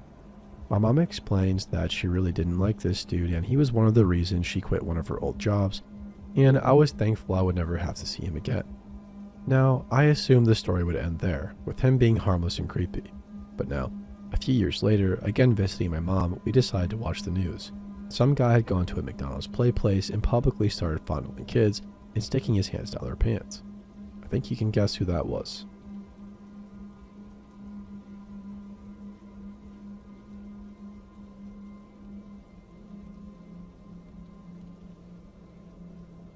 So I had the unfortunate ability to recall something really scary my older sister and I saw on a walk home during elementary school. She confirmed that what I remembered was true, and the more I think about it, the more it scares my 36-year-old brain. My sister Bianca and I are 4 years apart, and I had the blessing of being able to have the most attentive and protective big sister, and she always had this remarkable sixth sense, to the point that I have sworn over the years that my gullible naivety I had at that age never could grasp that this type of situation was extremely dangerous until now. So, I'm 7 years old in 1st or 2nd grade. My sister is in 5th grade, age 11. We lived in a small town in the South Bay area of California, 45 minutes south of San Jose. This was an extremely hot day, but we walked the usual 8 blocks from our elementary school to our home. Just some info regarding my mom. She worked night stocking at our local Safeway for most of my adolescent life, so we were very independent. Got up and got ready for school on our own. Mom slept until 3:30 p.m., then got up, cleaned, washed, and made dinner, and then worked by 9 p.m. I mentioned this more for background on the type of childhood I had. It was a different time during the mid-90s. Every day, we stayed after school for an hour with our favorite kindergarten teacher, Miss Marfia. My siblings and I all had the blessing of having the same kindergarten teacher. We developed a super close relationship with her and enjoyed helping her clean up and prepare for her morning class every day. Miss Marfia usually would drive us home, but couldn't that afternoon due to staying later than usual to wait for her husband James to pick her up and take her to the mechanic to pick up her car. So this meant that my sister and I were going to be the only kids walking home at this time. We didn't care because of all the attention this wonderful teacher gave us. I'll post some of the wonderful things she did for my sister and me growing up in another category. She was a gem. In the 90s, the area behind my house was an underdeveloped lot a good 3 blocks long by 1.5 blocks wide, directly in front of the newly placed skate park. So from my backyard gate, we could see the park. Upon passing the park, we would race or run from the sidewalk that borders the park to the back door of our fence, which was my favorite because my sister always let me feel like I was the winner. But halfway through the run, I'm ahead, as I mentioned before, and I'm passing through the normal stickered bushes. Everything was dirt and ugly tall weeds that would poke you badly if you got too close. Some of the bushes you could hide under, but they were so ugly we usually raced to avoid the stickers. So, I'm literally 100 yards from the fence and I hear my sister scream my name. Like, not a normal scream, but she shouts my first and middle name really sharply and I stop dead in my tracks. I yell backwards. What? Right before I can turn around fully and see what is going on, she pummels into me. She's grabbing my shoulders while wrapping her arm to shield my face from what I'm sure I'll be scared of. This all while shoving me forward and I'm so confused. There was no time to say anything but from the break between her fingers. I see 2 sets of legs under a large bush and this is where my memory plays like I'm watching a movie and I can rewind every detail. I've spent many hours with my sister recalling details that I blocked but was scared that I could vividly recall. So, I witnessed an assault. They are lying under a large bush with both sets of legs exposed. I see a man dressed in a red tank top with dirty blue jeans and black boots. He has sunglasses on, very agitated looking, because he was choking this young woman. She was probably barely 20, wearing overalls, a white t-shirt, and white sandals. Her face was very dirty and bruised, and her lips were blue, scratching at his hands, moaning. This is all I get to see, obviously more than enough, before my sister yanks me an alternate way. She said she was afraid he'd follow us or see us unlock her gate to the house, so she took me around the long way. I'm scared, asking her, what was that? Like I was killing her. My sister said, no honey, let's go. Hurry. We can tell Mom. Hurry up. All I see after is a blur until we get home and wake my mom up, hysterically telling her what we saw. She called the police, but we never got any information regarding if they found her. I've scoured the internet for anything about an assault, kidnapping, anything, and I have never seen or heard anything. My sister cried when I asked her recently about this memory, thinking it was something I had a nightmare about, but the detail I recalled made her scared that it severely traumatized me. But who knows? It's scary in any context. So the man who was attacking that poor girl, one day after school, I hope you reap what you sow, and that you stay away from us all.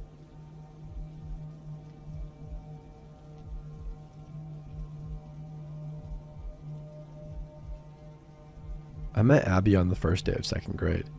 I saw her snapping her fingers on the bus seat next to mine. I couldn't snap my fingers, so I was intrigued, and I sat with her so she could teach me. To this day, I can still only snap my fingers on the hand that she taught me. Our friendship was never like the ones they show in movies. Abby had a pretty hard home life and eventually fell in with the wrong crowd. She was into drugs, alcohol, and parties, while I was into books, studying, and animals. Still, I felt it was my job to save her from it. She was my best friend. The summer before senior year, I was 17 and feeling rebellious. I'd stay more often at Abby's house where her mom would let us drink in a more safe environment. But then Abby met a guy and started dating him named Ryan. He creeped me out. He was about 5 years our senior and just off. One day, Abby suggested that we go meet up with Ryan and his friend Kyle. It turned out that Kyle was the local drug dealer. I wasn't overly comfortable with this, but I wanted to impress Abby and definitely didn't want to leave her alone with them. They started smoking pot and eventually I joined. The hot air combined with the alcohol we'd already consumed made me feel sick. Abby took me outside to cool off and I laid down on the lawn. I will admit it, I am a total lightweight. Pretty soon the guys come out to check on us. I could hear them laughing and saying something, but honestly in that moment I didn't care. Ryan took us home and the next morning Abby had told me that my leggings had been sheer and the guys had been talking about the show I had put on for them. For a while I refused to be around Ryan or Kyle. They were weird. I didn't like them and they made me feel super uncomfortable. But I was young and dumb and going through some tough stuff. When Abby suggested I come around again, even though Ryan was there, I went right away. Right after I got there, Ryan started talking about how much Kyle liked me. Not wanting to be rude, I said that was flattering, but I wasn't interested. Abby suggested to cheer me up that we go to Ryan's house and have some drinks. At this point, even Abby's mom didn't like Ryan being around. I should have known that it was a red flag if even she didn't like him. Abby said that they'd had a cute guy come over for me, so I was placated. We get there, start drinking, and Ryan says Kyle is going to come over for a moment to liven up the party. I pull Abby aside and told her how uncomfortable I was with that, but she assured me that he wouldn't stick around long and that my guy would be there soon. Kyle arrives and I'm already smashed. They start smoking and I couldn't stand the smell, so I told Abby I'm lying down for a bit and to come and get me when my guy gets there. As I said, I was drunk. I don't hold my alcohol well and barely drink to this day. The next thing I remember, I'm waking up, naked in bed. And Kyle is kneeling over me with his dick in his hand trying to get it hard. I don't know why, but at that moment I just laughed. I guess I didn't know how to process the information, or perhaps the irony of the situation just got to me. I was depressed that summer due to the fact that I was coming to terms with being sexually abused previously in my life, and it's ironic that in trying to get over it, it was happening again. My mind works in weird ways. Kyle sits back on his haunches, bewildered, and I scurry out of the room to go find Abby and tell her what happened. Abby and Ryan were right outside the door and had heard my giggle. As soon as I start freaking out to Abby, Ryan starts berating me for laughing at Kyle. I couldn't explain why I'd done it, and I don't even have a rational reason now. Both Abby and Ryan said that after I had lain down for a while, I'd come back in and started making passes at Kyle, so we'd gone back to the room. Being naive and 17, I believed Abby. I apologized to Kyle, who was now irate, and told him I just wasn't comfortable. I made Abby take me home, and I quit hanging out with him. Something about that situation just didn't sit right with me. That fall, when school started, a mutual friend came up to me, and what she told me will haunt me for the rest of my life. The first time I had met Kyle, and he had seen the quote-unquote show I put on, he told Ryan and Abby that if they could get me to sleep with him, he would give them free drugs. When Abby realized I wouldn't sleep with Kyle on my own free will, she decided to get me drunk enough not to know better. She was my best friend. I had known her for a decade.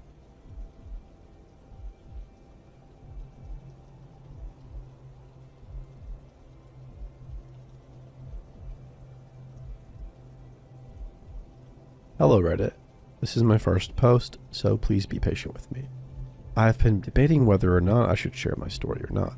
So far, the latter has been beat out.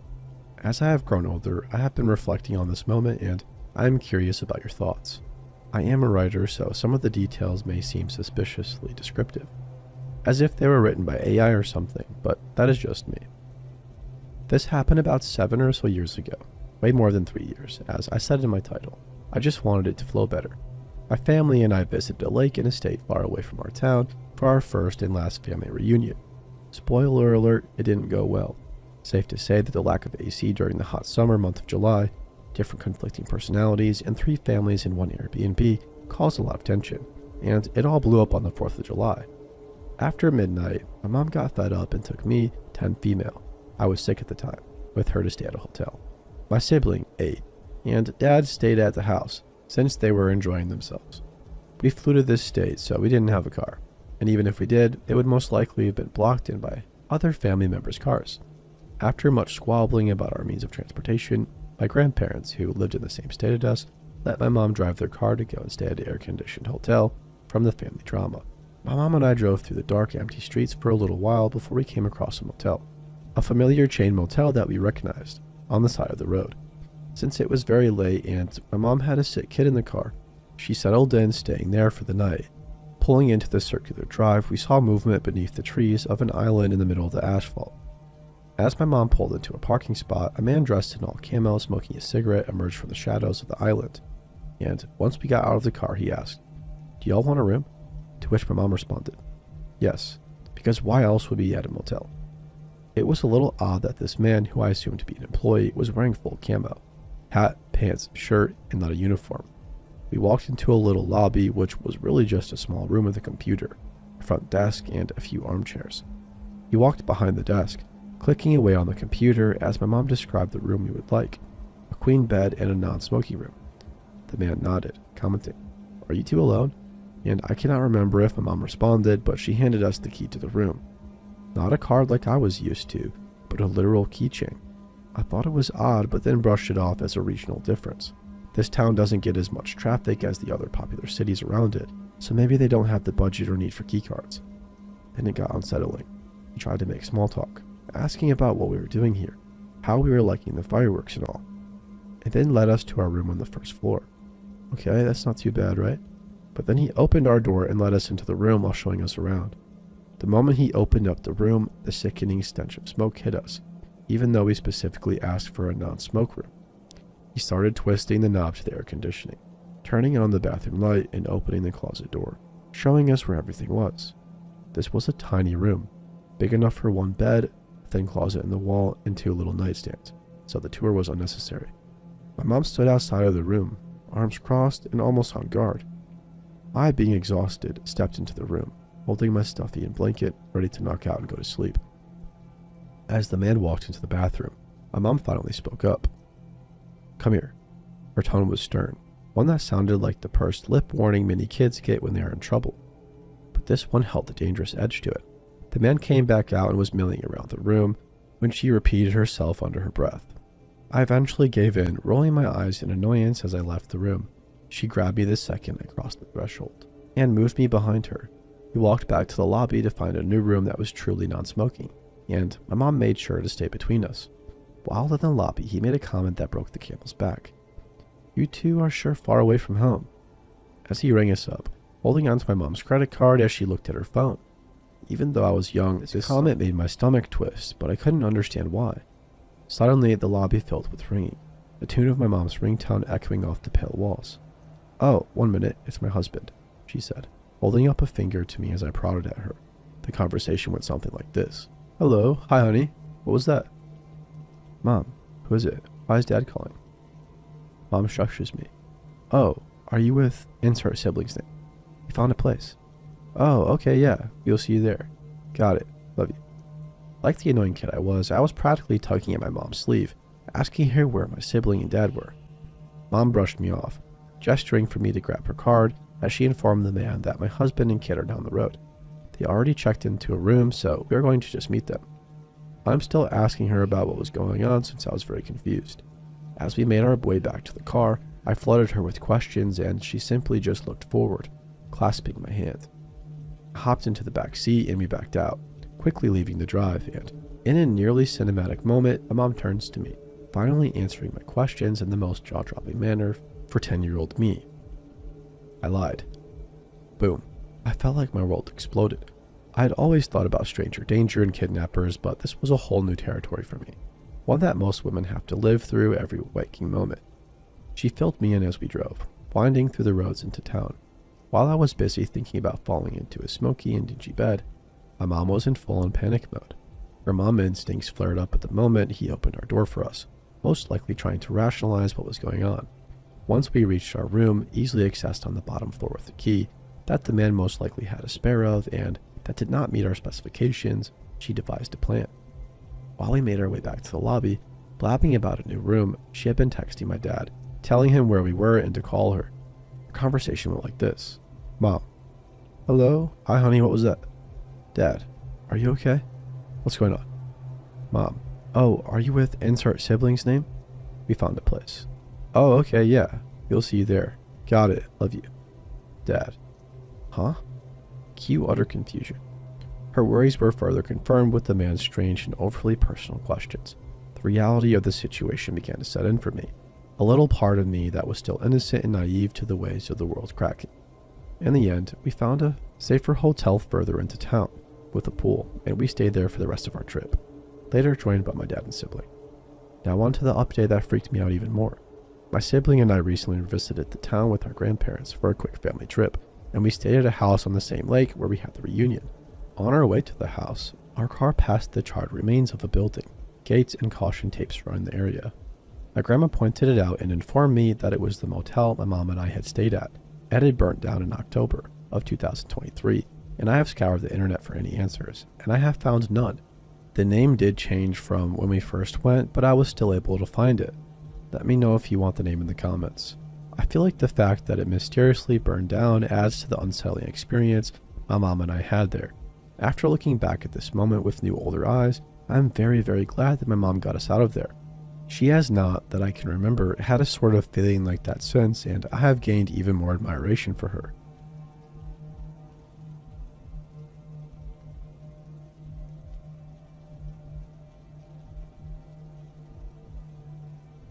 This is something that happened to my family when I was a little girl back in the mid to late 1980s. When my dad retired from the Marine Corps in the late 70s, he took an engineering and consulting job with a major defense contracting corporation based out of Salt Lake City. I have one older sister, my mom and just me. My sister and I were formally raised as Catholics from a very early age. I remember going to Mass as soon as I could read and write. Utah, as it is well known in the United States, is basically the central headquarters to the Church of Jesus Christ of Latter-day Saints, aka the Mormons. I apologize in advance to any Mormon listeners if I get some terminology wrong or anything like that. I've read some church publications for curiosity's sake, but that was a long time ago. My sister and I both went to the same elementary school while both of my parents worked during the day. I was a bit of a shy kid and kept to myself, but I always loved and still love going outside for long periods of time. There was a family living next door to us that had a lot of children. Though none of them went to our school, it's my understanding that large families are common among mainstream Mormons, especially so in Utah. Our houses were divided by a wooden plank fence that had a few gaps here and there between them. I remember that if I wasn't careful, I'd get pretty nasty splinters from it. Sometimes the kids, 2 boys and a girl my age, would climb over the fence to play in our yard with me and my older sister, but they never stuck around terribly long despite having a blast. A lot of the time, I could hear their mother yell something at them when they came over, and they'd have to go home. I didn't think anything of it at the time. My mom would often yell at me to come inside too. Every single time, they'd hop the fence to come play in about an hour. Sometimes less. A woman would shout for them to get back home immediately. One day while they were over, my mom brought us a plate of apple slices and cheese as a snack. Sure enough, after we ate them, the woman yelled loudly for the kids to come back home right away, and so they did. I came inside not too long afterwards, eating dinner with my family later that evening. While we were eating, there was an empathetic banging at the door. My father got up to see what was up and told my mom to keep me and my sister in our seats. Turns out that the man banging on our door was the father of the family next door. Apparently, the kids are on the same kind of restricted diet that we had no way of knowing about, and he was very angry when he learned that we had fed them without consulting him first. I don't remember the rest of the conversation exactly, but I do remember hearing my dad, a 6'7" ex-Marine originally from Brooklyn, saying fuck a whole awful lot, followed by the door being slammed shut. The dude huffed off, and that was the only time I ever actually saw this guy. It didn't occur to me until about 5 years ago why this would be so unusual and kind of messed up. After that night, the kids weren't allowed to come over and play anymore. We would just say hi to each other through the gaps in the wooden fence. We would just talk as long as we could, since apparently they were now afraid of coming into our backyard again. All this over apples and cheese, I thought, and especially since at Sunday school they taught us about how Jesus wanted people to share with one another. We thought we were just being nice. Same as always, a saggy-looking middle-aged woman would yell at them to get inside their house if they were seen talking to my sister and me. Sometimes they didn't even say goodbye, they just ran.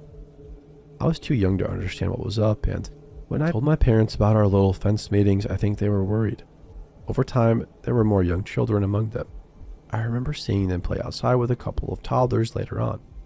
Eventually, the style of their clothes would change from what you'd expect a young child of the neon decade to be wearing to low-key button shirts and blue jeans, and the girls only wore dresses from there on out. I had schoolmates with strict parents, sure, but not that strict. At the time, I thought maybe they were super duper grounded for doing something bad, and that's why they couldn't come over anymore. Sure enough, every time they were seen hanging out near the fence, a woman would start yelling at them, and they'd have to bolt. Sometimes, though, I swear it would be a different middle-aged woman yelling for them to come inside every so often. This upset me, and I told my mom how I was sad for them, but looking back, I don't think there was anything even they could have done.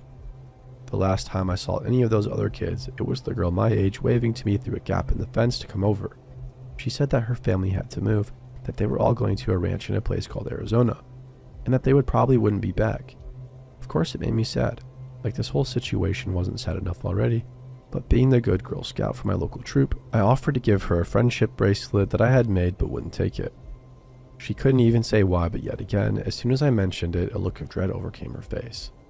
Just then, two older women, one almost gorilla-like in stature and another thinner woman with blonde hair, both wearing pale and quilted-looking house dresses, shouted at her to get inside, right this instant. None of us ever saw the family again. My parents seemed strangely relieved.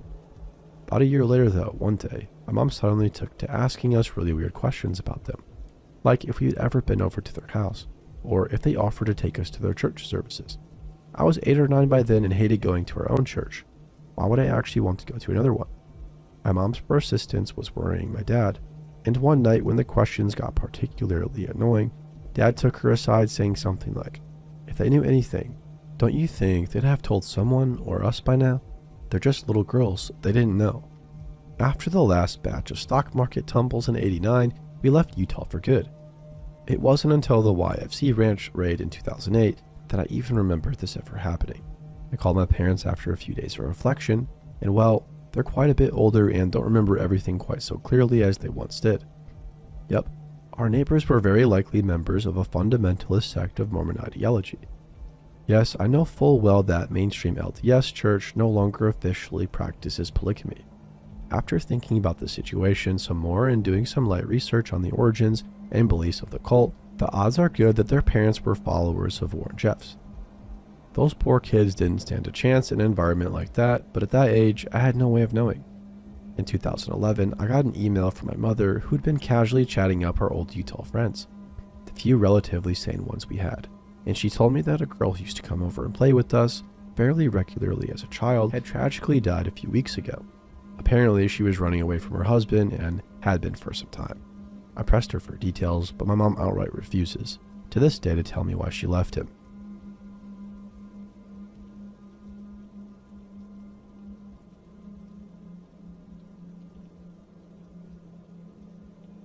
A little bit of context, just so everybody can get a bit more understanding. I live in Vietnam, deep inside a long lane in an area known to have a lot of Westerners.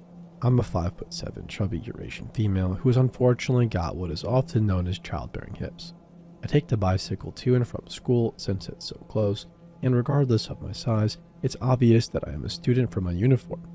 Bear with me in this story, as this was about 2 years ago and the exact details are a bit fuzzy. I was biking home from school today when I heard a motorbike behind me, so I moved to the side to allow them to pass. The rider, an old fat Vietnamese man, instead of driving past, drove side by side to me and tutted, "Aren't you really fat?" Of course, living in a culture where straightforwardness was expected, I simply smiled sheepishly. I said, "Da," a polite way of saying yes, and carried on biking home, relieved when he turned on the next lane. I didn't mention it to my parents, but my friends and I did moan about how rude people can be. I brushed it off as just another asshole who was inputting comments where they were unwanted.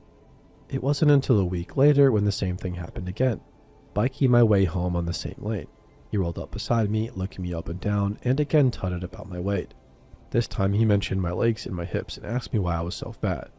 Due to my being very conscious about those particular areas, I didn't think in any shape or form that the comment was lecherous and instead just apologized for my weight and laughed weakly.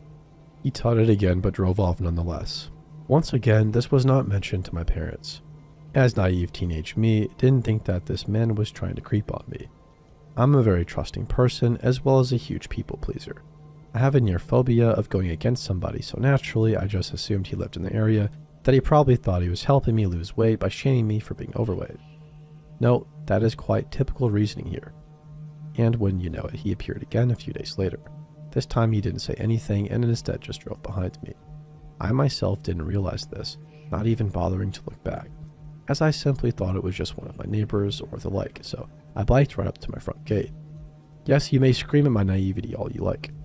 As I stopped in front of my gate, I was surprised to see the same man drive past me and thought, no wonder I keep seeing him, he must be a neighbor. So imagine my utter confusion, followed by fear when he turned his bike around and drove back down the other way. I berated myself endlessly afterwards. I had just revealed where I lived. Despite all of this, I said nothing to my parents, having faith that this man was simply just a nearby resident and that he really meant no harm. Lo and behold, I saw him a couple of days later. This time I knew not to drive straight home and turned down one of the lanes instead, stopping in front of a house that I knew was up for rent but did not have any residents. Mioi. Mother, I called, hoping that I could trick him into thinking I actually lived here. He drove past me, and once I was sure he was gone, I was headed back to my real home. This continued to happen every day for a few weeks, with him sometimes making comments and sometimes not. Not even my friends knew of this now. It wasn't until one day when everything was going as usual when he changed it up by saying, "You're just fat all over. Beautifully fat ass and fat tits." He then reached over and squeezed my left breast really hard, making that weird kissing gesture guys do on the streets. Yes, I'm dense, but even I knew at this point that this man was not simply fat-shaming me. His eyes and his hand were glued to my breasts, not even on the road where they should be. And although I said before that I am a people pleaser and really try to avoid confrontation, I know when I should do something. Wielding my helmet, I shouted, "Do you want me to hit you with my helmet?" Yeah, how terrifying, I know. He just laughed at me before driving off again, and this time I did tell my parents. Of course, they were furious with me, but told me to go home as soon as possible next time. The next day he came again, as expected, and per my parents' instructions, I dashed home not even caring he would now definitely know where I lived if he didn't before. I was already shouting for my dad before I got in the door, and he jumped on his motorbike and raced out. I was sitting with my mom when he came back, and he told me that he chased the man all the way down to the top of the lane, screaming that if he ever got near me again, that he'd punch his teeth in. It's been 2 years since then, and although I've had another encounter with a different creep, I've never caught sight of this man again. I assure you though that this time I won't hesitate to send a hard helmet into your face, so for the sake of your already ugly mug, please stay away.